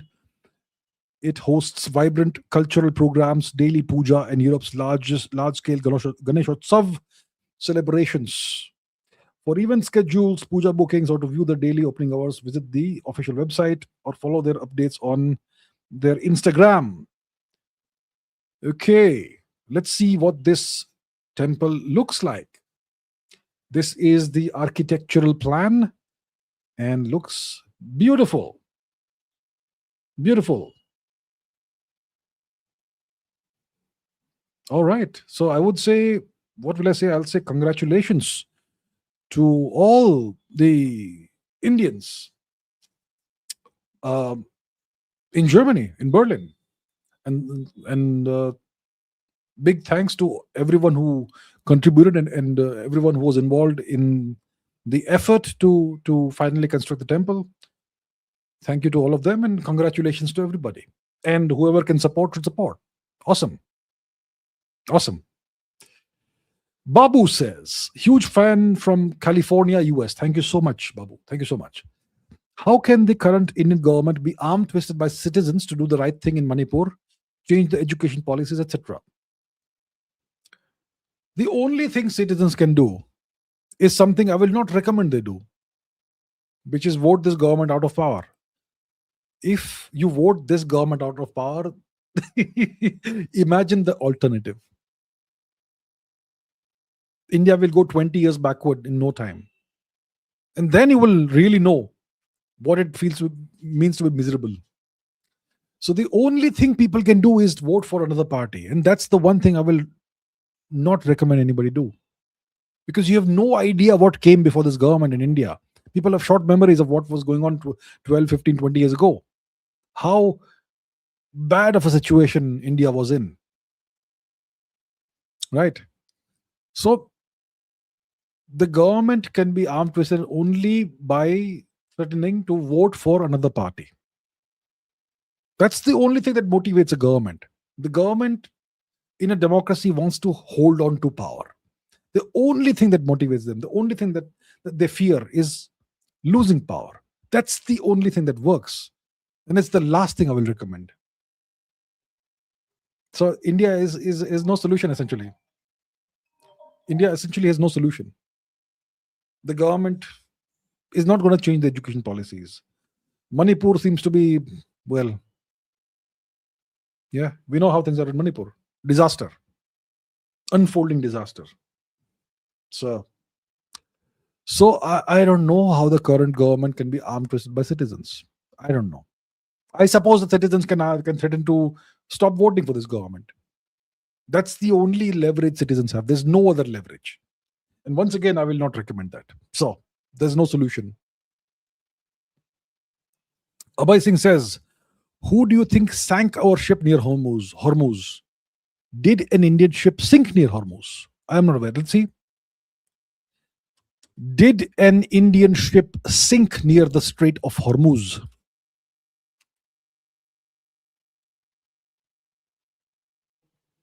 Okay. An Indian flagged wooden cargo vessel MV Haji Ali doesn't sound very Indian. Okay, it sank in Omani territorial waters off the coast of Limah after a suspected drone or missile strike. All 14 Indian crew members were on board were safely rescued by the Omani Coast Guard. This happened on May 13. That's 3 days ago.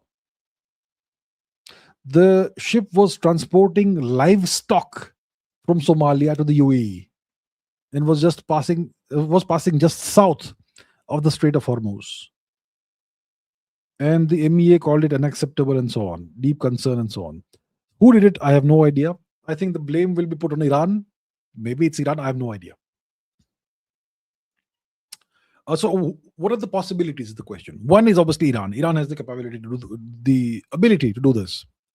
Even the other nations in the region have the ability to fire a drone or a projectile at a ship.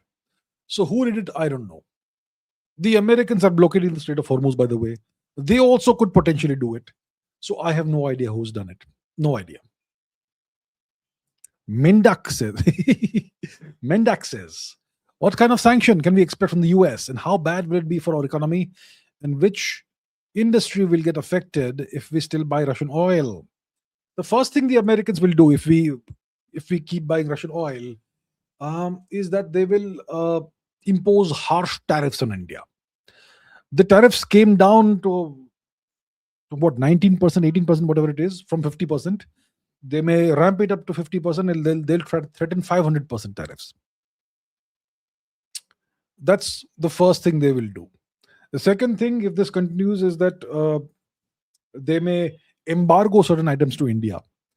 They will no longer allow, let's say, hypothetically, NVIDIA to sell chips to India, or they will stop the export of, I don't know, microprocessors or laptops or whatever to India.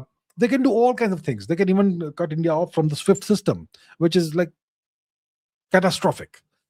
So they have tremendous amounts of leverage on India. They can also leverage other things, like they can use Pakistan to do something to India and so much more. So they have all kinds of leverage, sadly. Pradeep Kumar Roy says, what are stable coins like Tether? I heard they are backed by US treasuries and the US government wants the normal people of the world to buy them through US companies like Apple, Visa, etc. debt transfer. So in this matter, I will have to say I don't know what these things are. I have never bothered with stable coins or whatever. I have never bothered with cryptocurrency. Never is wrong. I've just experimented a very little bit with cryptocurrency. Nothing of any significance whatsoever. And I've never really delved into the crypto world, the NFT world. NFT, yeah, briefly I was looking into NFTs, what these things are. Obviously, they turned out to be a big hoax, right? Non-fungible tokens and whatnot. Yeah, so I don't know what these stable coins are. Most likely, all these things are just a scam. Most likely. I may be wrong, but I think most likely this is all a big bubble waiting to be popped. It's a big scam. Yeah, maybe debt transfer. Maybe the Americans want to transfer the debt out into crypto and then deflate it out of existence, perhaps. Okay. Pradeep Kumar Roy says US demands, first of all, opening of Chinese financial markets to US asset management companies like BlackRock.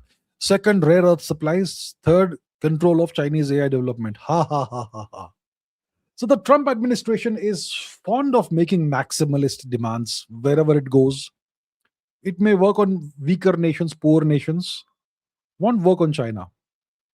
Right. But that doesn't prevent the US from making the demands. This is what we want. That's it. Best deal, like they say. So it's not going to work with China. The Chinese have their own leverage. I mean, rare earths. Why will they supply rare earths to the US when the US is not supplying chips to China? It's a two-way lane, right? Doesn't work like that. So yeah. Okay. Krishant Borduloy says, thoughts on Modi ji going to Italy and meeting Madame Meloni? I think it's great. I think we have a good relationship with Italy. We have a good relationship with various European nations. And Prime Minister Modi ji should go and interact with the relevant leaders of friendly nations and take the relationship between the bilateral relationship forward in more positive and stronger directions. So I think it's fantastic. Pradeep Kumar Roy says Chinese demands access to US market, access to cheap Venezuelan oil, supply of NVIDIA chips to China. Jensen Huang was called from Alaska later. I heard maybe US sacrificed Taiwan. US DOM still. Okay, this is a different question. US DOM still.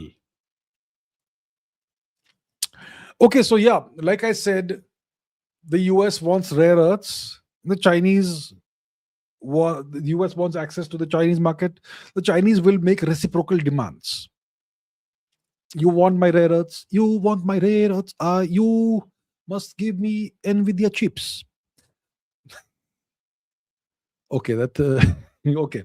So it's gonna be a reciprocal thing, right? You want something, I want something. You give me something, I give you something. That's how it works.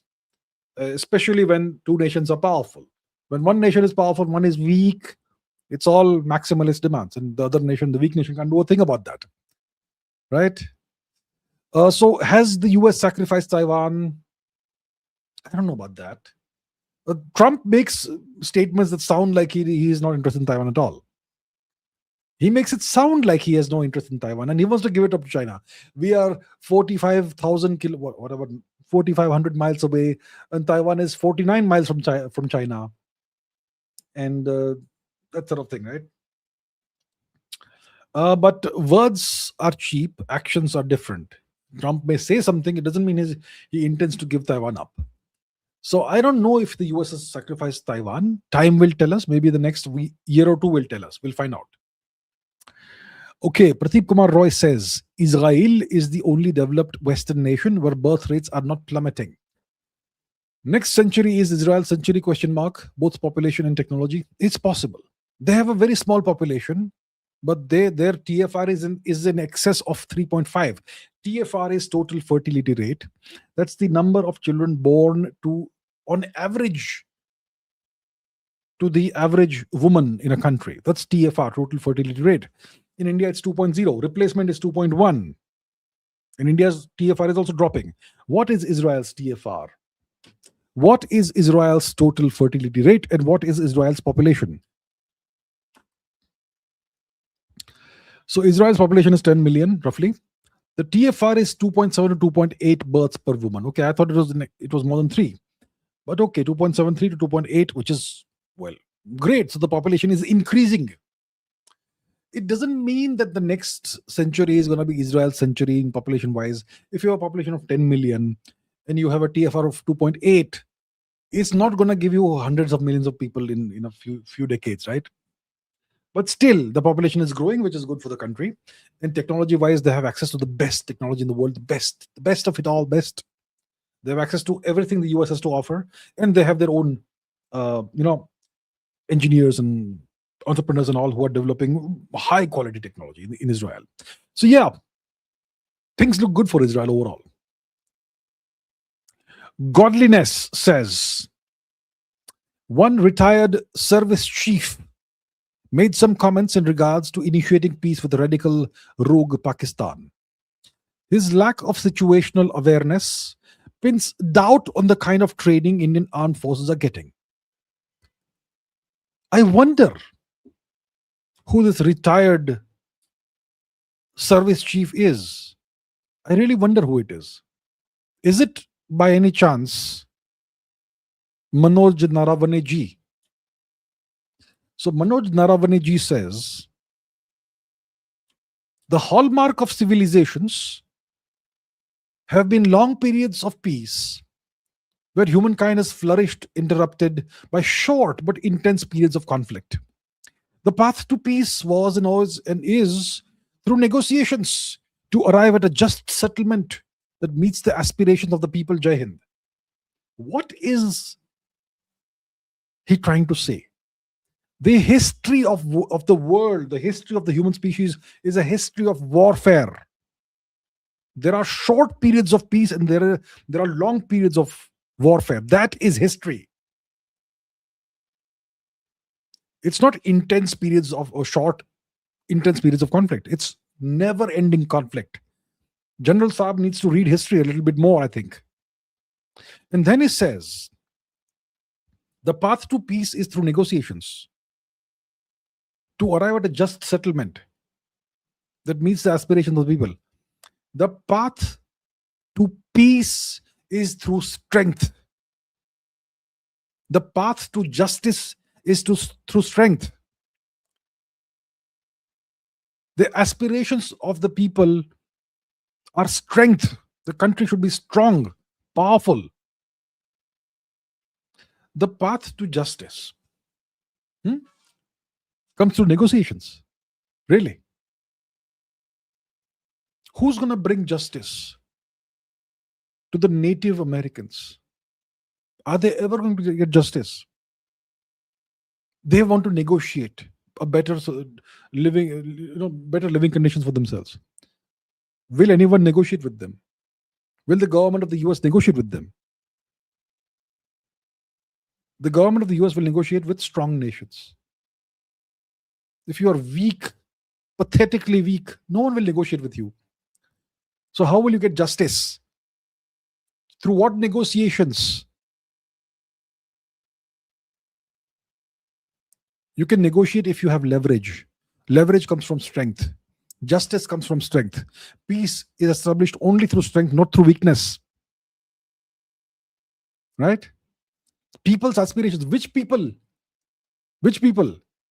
I care about the people of India. Which other people? The people of the world. I don't serve as the leader of a country. You don't serve the world, you'll serve your country. Only your country. So I don't know what this gentleman is up to. Shri Manoj Naravane ji. I don't know which country he's referring to that we should negotiate with. Is he referring to Pakistan? I mean, did you really serve in the armed forces? I don't understand what goes on with these people. This gentleman was a very high-ranking army officer.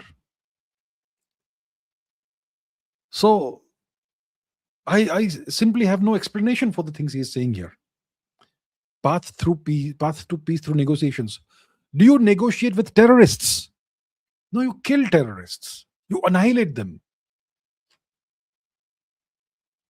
I just don't get this stuff, really.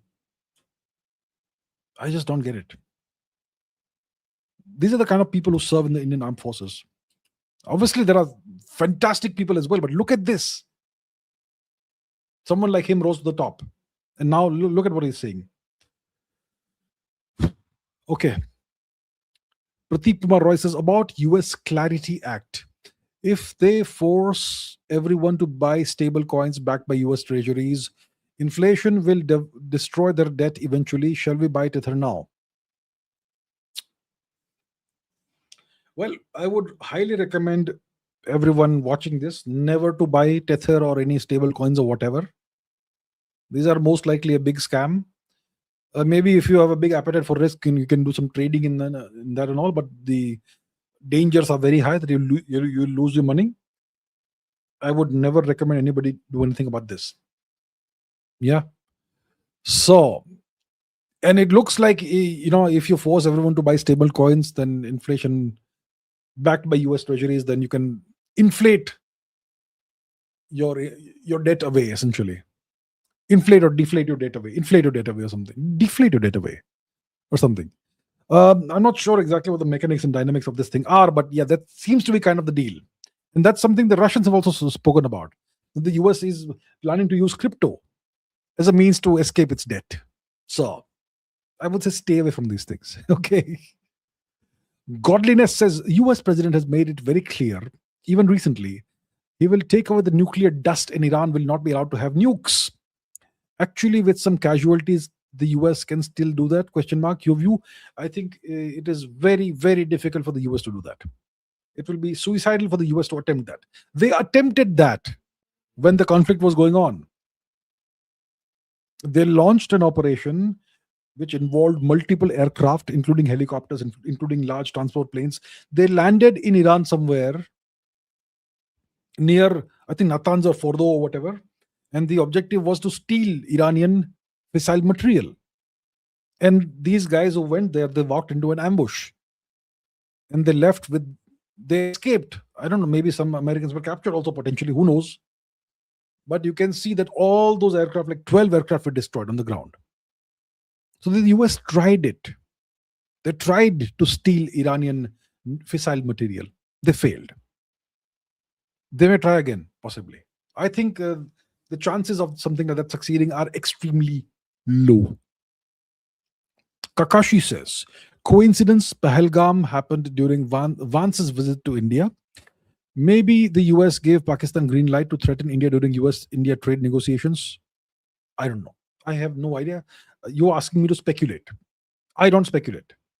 Possibility exists. Do I have any evidence of that? I have zero evidence of that. So I will not speculate about this. Maybe not also, right? We can't say. So, see, I try to be as responsible as I can. I don't make, I don't speculate widely. Of course, I will say, and I've said this many times, I'll still say this. I believe that the nuclear weapons on Pakistani soil are American nuclear weapons. And they're not even in Pakistani control. They are still under US control on Pakistani soil. That's what I believe. I have no evidence to back up my claim. Okay, I admit that freely. But I have a brain, I have some intelligence, and that's why I firmly believe these weapons in Pakistani territory are American weapons. So that I will say, but when it comes to Pahalgam and Vance visiting India and all, I would not want to speculate about that because there is absolutely no evidence of any such thing, which doesn't mean nothing like that is the case, but I can't speculate. Piyush G says, China's current President Xi and one of his close friends in the Politburo, their childhood was devastated by Mao's Cultural Revolution. Why didn't they erase his legacy after they came to power? Because that's not how power works. The Chinese Communist Party is an institution that was founded by Mao. You try to erase Mao's legacy, you are delegitimizing the legitimacy of the Chinese Communist Party. Okay? So you want continuity. You want to maintain the control over the nation and the people, and you want to maintain power. For the vast majority of Chinese today, even today, Mao is like a superhuman god or something. If you want to become the president of China and possibly eventually even be bigger than Mao, you can't start the moment you become the Chinese president, start to erode the legitimacy and legacy of Mao. You don't do that, right? So Xi Jinping is being practical, very practical. Piyush G says, even Nikita Khrushchev erased Joseph Stalin's legacy after his death, the de-Stalinization. Now that's an interesting counterpoint you're giving me, right? See, the deal is this: Stalin did not found the Communist Party of the USSR. He was not the founder, right? The founder was one of the founders is Lenin, right? So Lenin is the guy who is enshrined in Moscow even today. He's embalmed, his mummy is there. You can visit and see Stalin. So Stalin is the guy who was revered as a kind of like a godlike figure. Not Stalin. Lenin is the guy who was elevated to godlike status, not Stalin. Stalin, of course, did try to portray himself as the Superman when he was alive.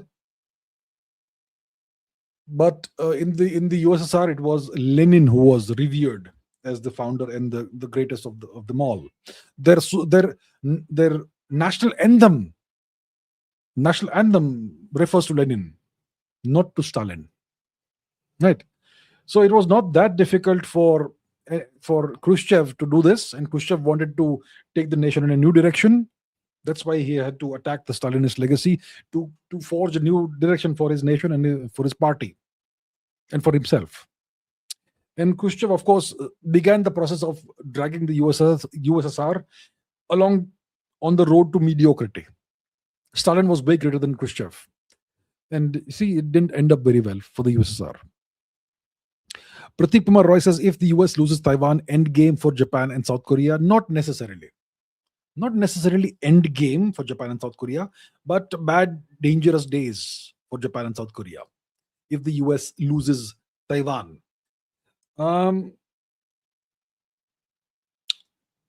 Because you have more than 100 US military bases in South Korea, more than 130 US military bases in Japan, lots of weapons, lots of personnel, lots of arms, ammunition, everything.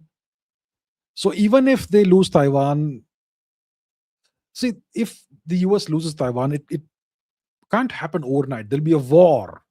If a war happens, Japan and South Korea will be activated. Right? So it's not like these are disconnected pieces of the puzzle. They're all interconnected. If there's a war over Taiwan, Japan and South Korea will be involved in the war. They will not be able to stay out. The Americans will drag them into the war. That's why Japan and South Korea are so heavily militarized to encircle China. Right? So if there's a war over Taiwan, you can bet your bottom rupee that Japan and South Korea will be involved in the war. And if the US loses Taiwan, it's going to be bad for Japan and South Korea. Yeah. Right Angle says, how to teach, listen to Turkey, what power we have over them. What? How to teach, listen to Turkey, what power we have them. I don't know what you are asking me, sir. How to teach, listen to Turkey. What power we have them. I'm sorry, I'm not able to understand your question. Very sorry. Piyush G says, Sar, by the way, I am that same Piyush Sinha. This is my second ID. Okay. Okay. Good to see you. Good to see you in this form. There's some problem sending super chat with my main ID. I think finally dictatorship has come to India. Otherwise, why would they stop my main ID? Okay. So you're not able to send it from the main ID. You've had to use a different ID to do this. Well, what can I say? These are the quirks and vagaries of this platform. Okay. Well, anyway, glad to see you and thank you. Okay. Prateep Kumar Roy says, your views about consciousness, also about noumena left brain and phenomena right brain. Are we all connected? My views about consciousness. Consciousness, it's the biggest mystery out there in science. It's not even a scientific conversation because we can't properly define consciousness. We don't have a scientific definition of consciousness. Whether you look at it from the perspective of neuroscience or physics, information theory, whatever, you don't have a definition, a clear, unambiguous definition of what consciousness is. It obviously is a thing. When you see a cat or you see an ostrich or you see a crocodile, you know there's consciousness there. Right? You see a bee, bzzz, you know it's conscious. So when we see it, we recognize it, but we don't know how to define it. That's the problem. Consciousness obviously it exists. Now, is it disconnected? Is it interconnected? I don't know. It's a fascinating mystery. Is it an emergent property, or is it something else? Emergent does it emerge out of complexity? The brain, the human brain, as far as we know, is the most complex object that we know of in the universe. The most complex object. So, does consciousness arise out of complexity and low entropy? The human brain is an extremely low entropy object, isn't it? So, does it arise out of complexity, or does complexity simply attract consciousness, which maybe exists everywhere? That's what our philosophers believe, right? So I don't know. My views: does consciousness persist beyond the lifetime of this complex organ? I don't know. Big mystery, fascinating mystery. Left brain, right brain, noumena, phenomena, don't know about that. Are we all connected? It'll be nice if we are, but I don't know. I don't know. Maybe we are. Maybe we are all part of this one big consciousness. We are strangers passing on the street. By chance, two separate glances meet, and I am you, and what I see is me. That's lyrics from a song. Anyhow, yeah, that's lyrics from Pink Floyd. NVM says, I'm starting an educational YouTube channel to showcase my skill and help people upskill in my domain. Any tips or guidance for me, sir? Okay, any tips or guidance? Well, first of all, congratulations.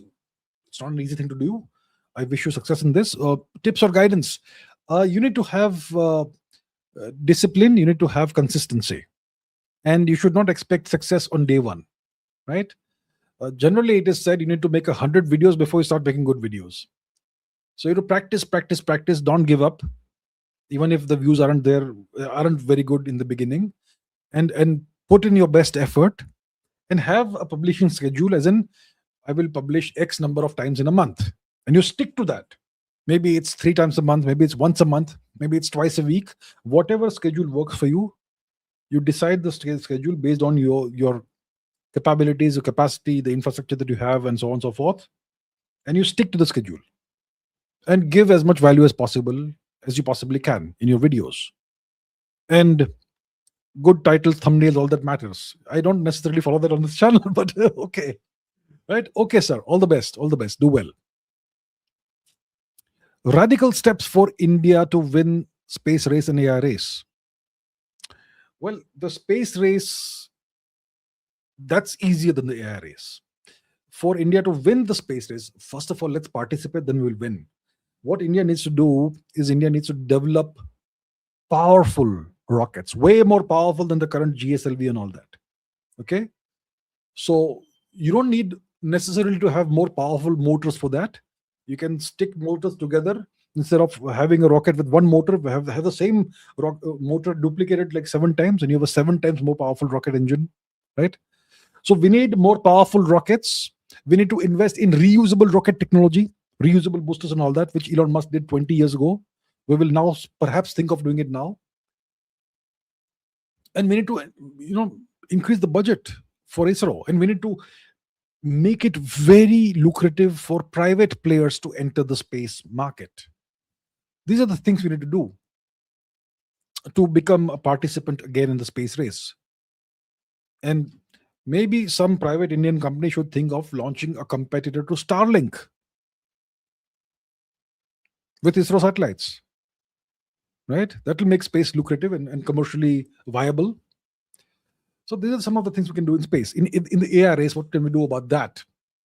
Well, first of all, we need to have our own microchips. We can't keep on relying on NVIDIA or whoever else. GPUs, right? So the AI race will take time. In the meanwhile, we will have to depend on American GPUs, NVIDIA GPUs, which the Americans can shut down anytime they want, like they've done to China. That's why Russia is not in the AI race at all. They don't have the GPUs. NVIDIA doesn't sell GPUs to Russia, and Russia doesn't manufacture GPUs. That's why they're stuck. They're left behind. So India needs to ramp up its capabilities, CPUs, GPU, microchips, microprocessors, GPUs, all that. We need to start manufacturing. We are nowhere in the game right now. So it will take at least 10 years. So first of all, we have to start participating in the race. Then we can think of winning it. Right now, we are not even participating. We have some companies like Servom and all who have made, Indian sovereign AI systems, but they are all done on foreign GPUs. That's a big, big, big problem, right? So the AI race is much harder to crack. Space will take large amounts of money, but it's easier to crack. Rano Nahapana, the name of a great Mahakshatrapa ruler of Western India. So Rano Nahapana says, why Samrat Skandagupta, the slayer of the Huns, is so underrated. No one's aware of him. You will have maybe a paragraph in a textbook, about Skandagupta. Such a great ruler, the last great Gupta emperor. He's underrated because no one knows about him, because our textbooks don't teach our kids about Skandagupta. Skandagupta was the son of, I think, Kumaragupta. His father was an elderly man. And India came under Hunnic invasion. The Shweta Hunas, the Huns. And the Hunas were invading India when they were at the same time invading Rome, the Roman Empire. They were spread all across Eurasia. And they launched wave after wave of invasion of India, relentlessly. And the emperor of India, Kumaragupta, is an old man. So his young son, teenage son, Skandagupta, takes the responsibility of leading the army. And he fights the Huns off over and over again. Eventually, Kumaragupta dies. Skandagupta becomes the emperor. And he says that I will not sleep in a bed and I will not eat from a plate as long as my country is under attack from the Huns. I will sleep on the ground and I will eat food from a leaf. That's the vow he took. And he spent his entire life and career fighting the Huns, and he kept India safe. The last great Gupta emperor. And hardly anyone of us knows about him. It's a shame. Yeah. Pratik Shenoy says, are Indian gods advanced aliens, cosmic symbols? Did ancestors hide pure science in myths, explaining their scientific temperament, while modern Indians fail to innovate by following religion blindly? Well, I have seen no evidence of Indian gods having been aliens. Yeah. I mean, there is this American show, right? It's called Ancient Aliens or whatever, in which they have made claims like the Indian gods are all futuristic, extremely advanced aliens, which is why they have all these, all these extremely advanced powers and all that. But look, that's not what our shastras, our all that tells us. Okay, they're not aliens; they're humans. No, some of them were avatars. Shri Ram was an avatar of Vishnu. Shri Krishna was an avatar of Vishnu. So they are gods in human form. And then you have gods like Lord Shiva, who are, I think, Shiva. Should I say Lord Shiva, or will it offend somebody if I say Shiva? You can take the personal name of Indian gods, by the way. So Lord Shiva, I think, is the only truly supernatural god, right, in the Hindu pantheon. The god who existed before the universe was born. The god who doesn't ever die, who will never die. Brahma dies. Shiva doesn't die. Vishnu, I'm not sure. So I don't think our gods are ancient aliens or whatever, advanced aliens. I don't think so. Who knows, right? Did our ancestors hide pure science in myths? Possibly, yes. See, if I want to explain quantum mechanics, quantum superposition, let's say, entanglement to you, will I use equations to explain it to you? In case you don't have the background in mathematics and science? No, I will use analogies and metaphors to explain it to you, right? Like the two gloves and stuff. So similarly, maybe our ancestors hid pure science in myths to make non-scientific people understand things and gain some wisdom and knowledge. Maybe it's the case. Yeah. Valar Morgulis. Valar Dohairis. Valar Morgulis, thank you so much. Thank you very much. Thank you, sir. Or ma'am. Thank you. Piyush Ji says, Russian foreign minister and Iranian foreign minister both agreed that India can play a key role in ending this conflict. These are not some random statements, especially the Russian ones. They carry weight. What's India's approach on this? India's approach on this is to stay out of the goddamn war. It's not our war. We didn't start it. We're not going to end it. Of course, it is good for us if this goddamned blockade of the Strait of Hormuz ends. And that's being done by the Americans. How can India play a role in playing this in ending this conflict? I'm not really sure how we can do that. We can perhaps mediate. The Americans don't want Indian mediation. They want Pakistani mediation. Pakistan is not some specialized, experienced mediator or something. It's a convenient location for the Americans. So I'm not sure what key role India can play in this play in ending this conflict. We are obviously friendly with Iran and Russia both, and we want good relations with the US also, which I'm sure the US doesn't really want the way they're behaving. So I don't know what role India can play in ending this conflict. I'm not sure. Yeah, my my point of view is India should stay out of the conflict. We should not take sides, and we should urge the Americans to end this blockade of the Strait of Hormuz. They're hurting the entire world through this. But we have no leverage over the Americans. So I'm not sure how we could end this conflict. Yeah.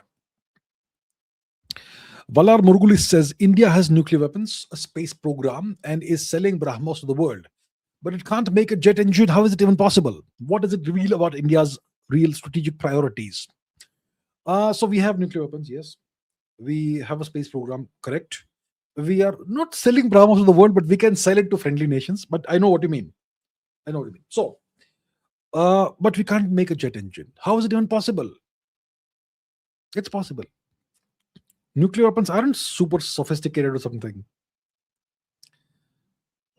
They're not really that sophisticated. You don't really need very advanced engineering to manufacture a nuclear weapon. All you need is the right amount of fissile material, and you can make a crude but effective bomb with that. Yeah. So nuclear weapons aren't the pinnacle of scientific innovation or engineering. Space program, yes, that's difficult, especially cryogenic engines. A cryogenic engine is an engine that uses liquid fuel, maybe liquid hydrogen, liquid oxygen, liquid.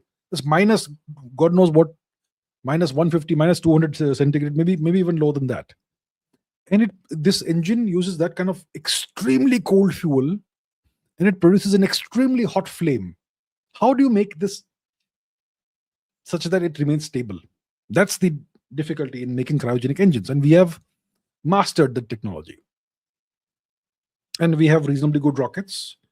Recently, there seems to have been some kind of sabotage, but overall, we've got reasonably good rockets, reliable rockets. So we have a space program, we have nuclear weapons, we have something like BrahMos, which is Indo-Russian missile based on the Onyx and the Yakhont.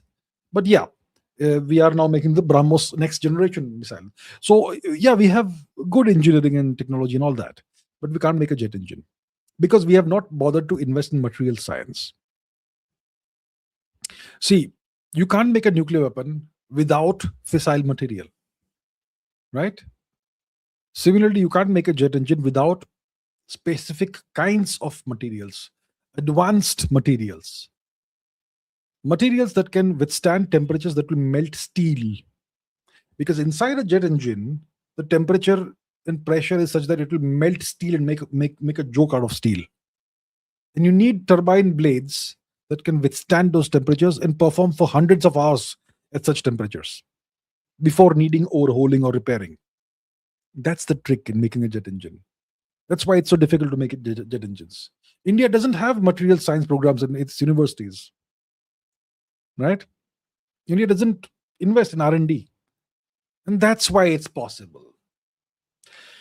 But it looks like DRDO may finally have cracked it. Maybe we are now. So to make a jet engine turbine blade that can withstand those temperatures, you need to make the entire turbine blade from a single metal crystal. It's a specific kind of nickel alloy. The entire blade is made of a single crystal of metal. That's how it's done. And that's obviously extremely sophisticated technology. So I believe that the DRDO has now finally cracked this thing. Let's figure it out. Let's check it.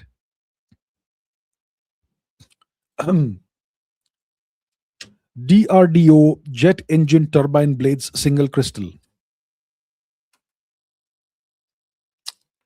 Let's see. Okay, Google's AI. So the DRDO's DMRL in Hyderabad has developed indigenous single crystal nickel based super alloy turbine blades. Well, that's the breakthrough that we needed. Yeah. Okay. So it looks like we are getting there. Maybe the Kaveri engine could end up, being inducted sooner rather than later, hopefully. But what does this reveal about India's strategic priorities? It reveals that we have no ambition.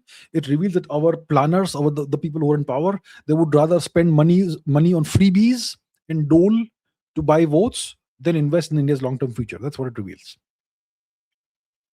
Babu says, can Indian politicians raise their standards? If yes, how? No.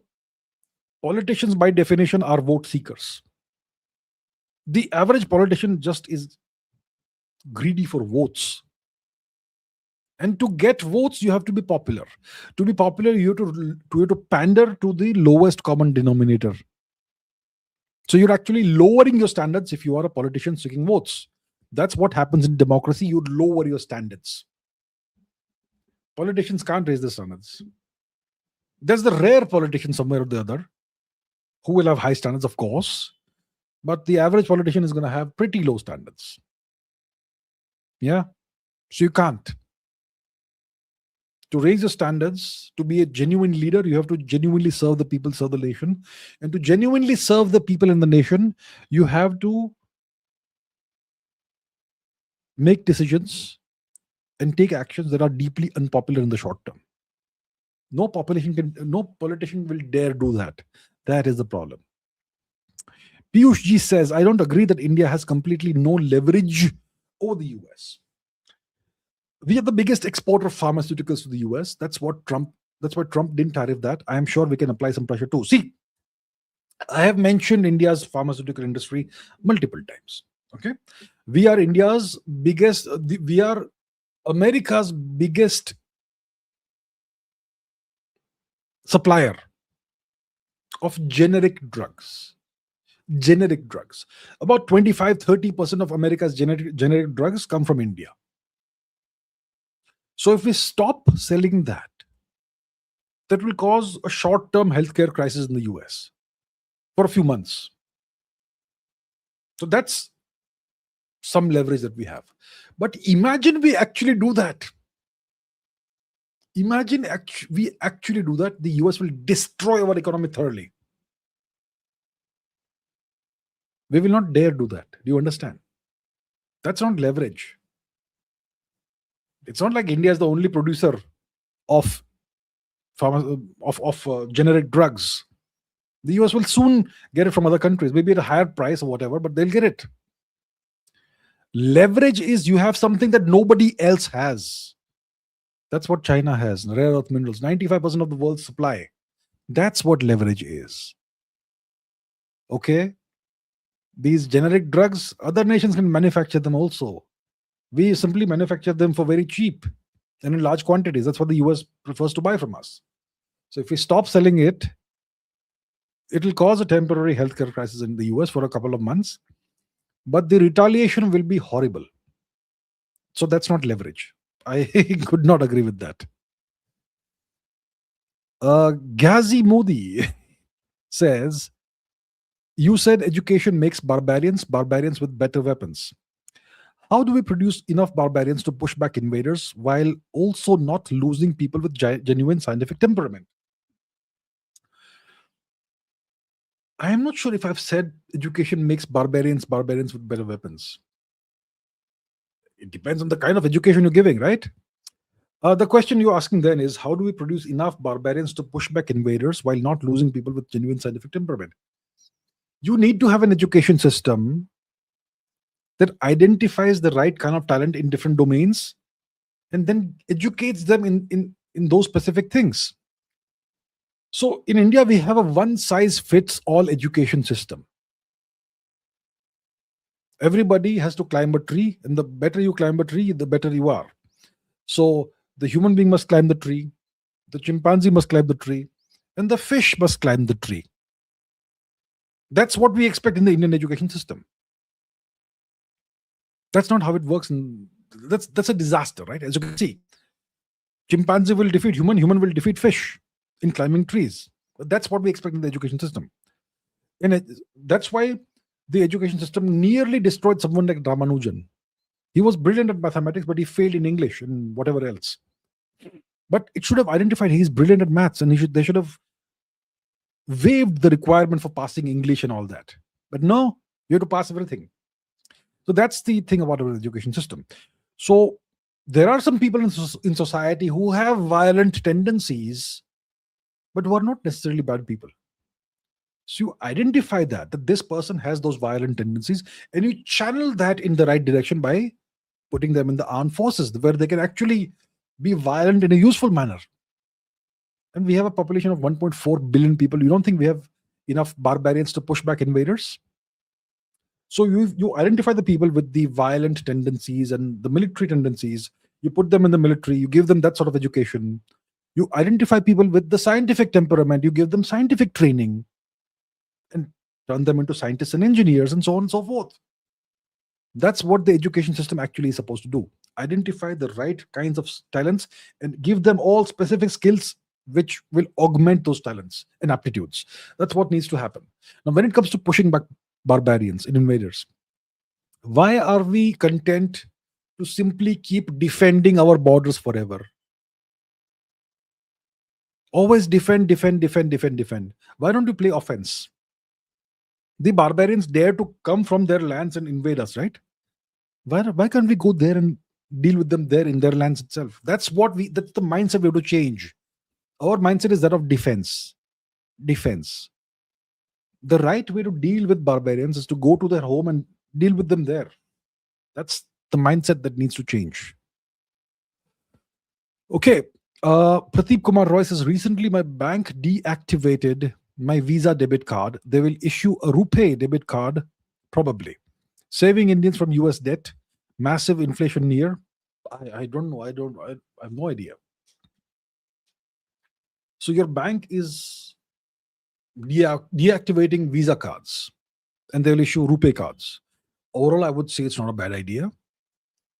Will it work for international purchases? If you want to make a purchase from wherever in the world, will it work? Hopefully it does. In that case, everything is fine.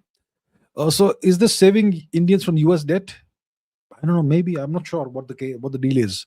Massive inflation near. I hope it's not the case. So I'm not aware of this, so I will not want to speculate about this, but it's interesting that this sort of thing is happening. Interesting. Maybe we are trying to decouple from the US in some sectors economically, but I'm not sure. We'll have to see if this becomes a trend. In that case, we can make a judgment. But interesting, this is happening.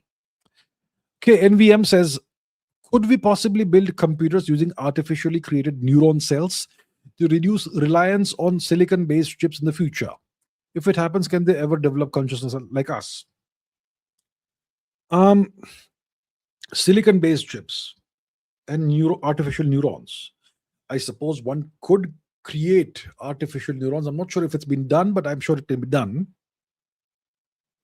So neurons have dendrites, they have axons, they have cytons, they have nodes of Ranvier, and they have synaptic gaps which connect them with other neurons, if I remember my biology correctly. It's been a while, right? Okay, so you can, I suppose, let's say we can successfully create artificial neurons. Can we build computers using them? It will be a long process for us to make usable, workable computers with neurons. It's a interesting avenue of research, I'm sure. Where do you store the memory? How do you have the processing happen? How do you have algorithms being executed? How do you interact with the computer? All these questions, fundamental questions, are there. See, your standard computers are von Neumann machines with a very clear architecture. How do you, or do you introduce a completely new kind of architecture in these computers? So big questions, and theoretically, obviously, it's possible, but it'll take years before it becomes practically useful in the smallest way, even, right? And it's not like silicon is rare. Silicon is probably the most plentifully available element on the planet. Sand is silicon. The trick is how to etch the microscopic circuits onto silicon. That's the trick. So silicon isn't rare.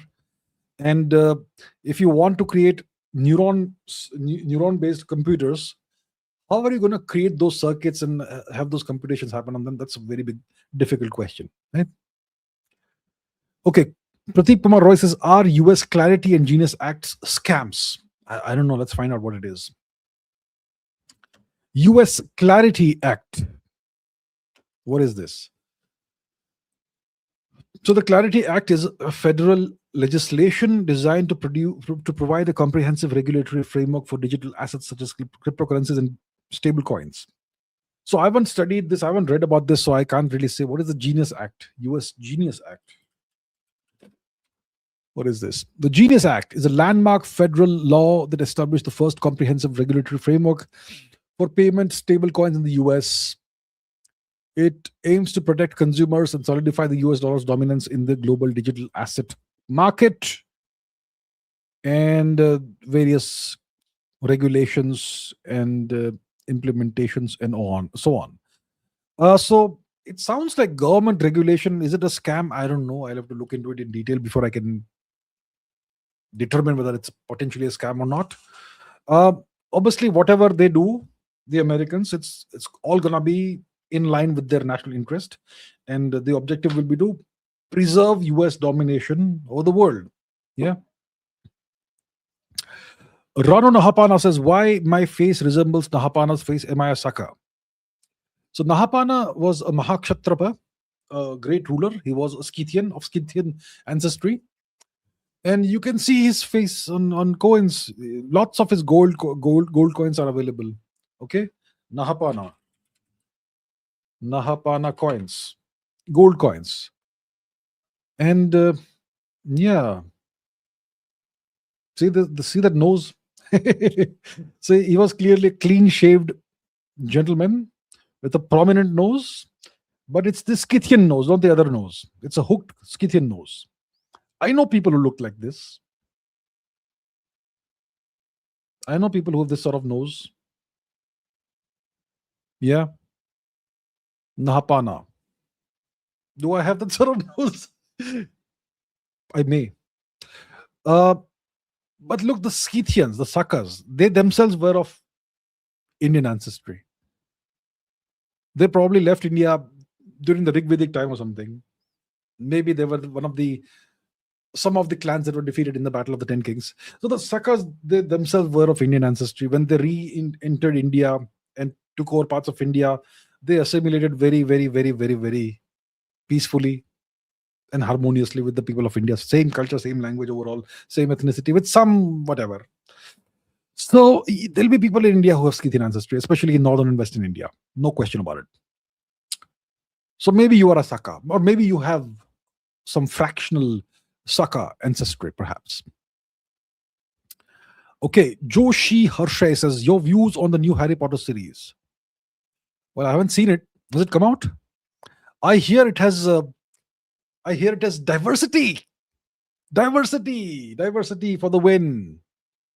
So Professor Snape is gonna be an African origin person, and some other characters also maybe diverse characters, I suppose, maybe. Yeah, it's a thing in the West now. Diversity. I'm sure there'll be some LGBTQ plus 2 etc. characters in there. They will introduce that too in there, I suppose. Anyway, what's his name? Dumbledore was that, wasn't he? I think. Whatever. And yeah, so if it's gonna be like that, I will rather not watch it actually. Piyush Sinha says, good night. Fantastic session. Thank you so much, Piyush Sinha ji, and good night to you as well. Thank you so much. Galliver says, can you name some good academically nuanced books on perestroika vis-a-vis the contemporaneous oil volatility led by Saudi OPEC? I am sorry, I don't know any academic books about perestroika. I am very sorry. I am not aware of any books about the perestroika. Perestroika and glasnost were the reforms introduced by Shri Mikhail Gorbachev in the 1980s, and that hastened the collapse of the USSR overall. But I am not aware of any books. Very sorry. NVM says, thank you for answering my questions. So I've been your subscriber since the history books recommendation video. Really? Well, that's where it all started, right? Well, thank you so much for having been such a long time subscriber. Thank you so much. I really, really appreciate it. It means a lot. One of the first subscribers of the channel. Thank you so much. Thank you so much. Thank you. All the best. Anathema says India's crisis is not just energy crisis; it's partly driven by its internal policy as well.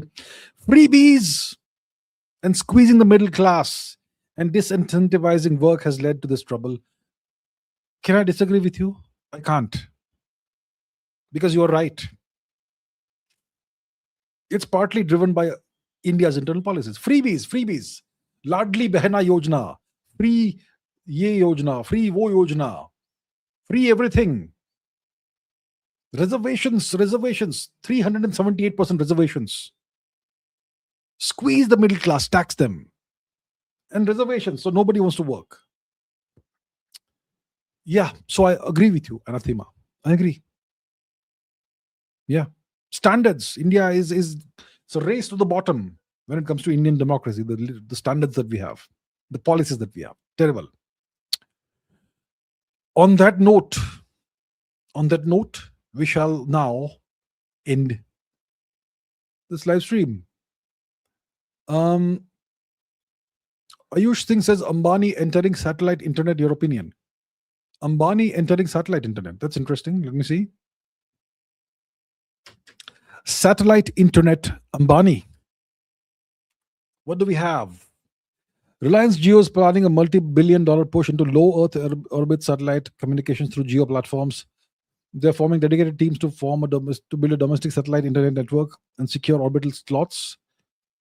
Positioning. Okay. Jio platforms. I was saying this, right? Starlink competitor GeoLink. Looks like we're going to have it. Okay. Well, I think that's fantastic. Mukesh Bhai, congratulations. Good job. Exactly what I've been demanding or pleading for.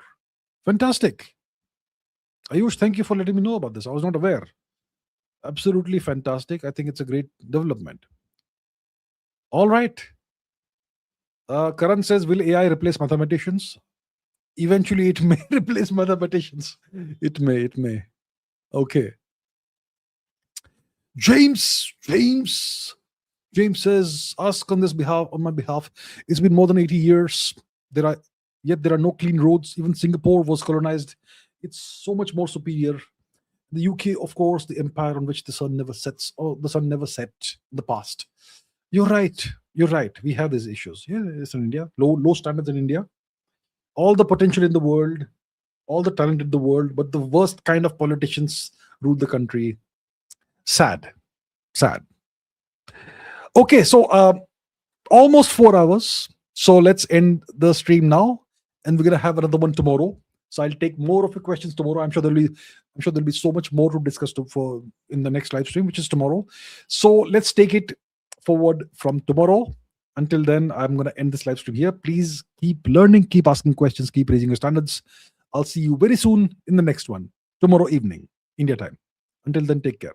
Good night for now. Bye-bye.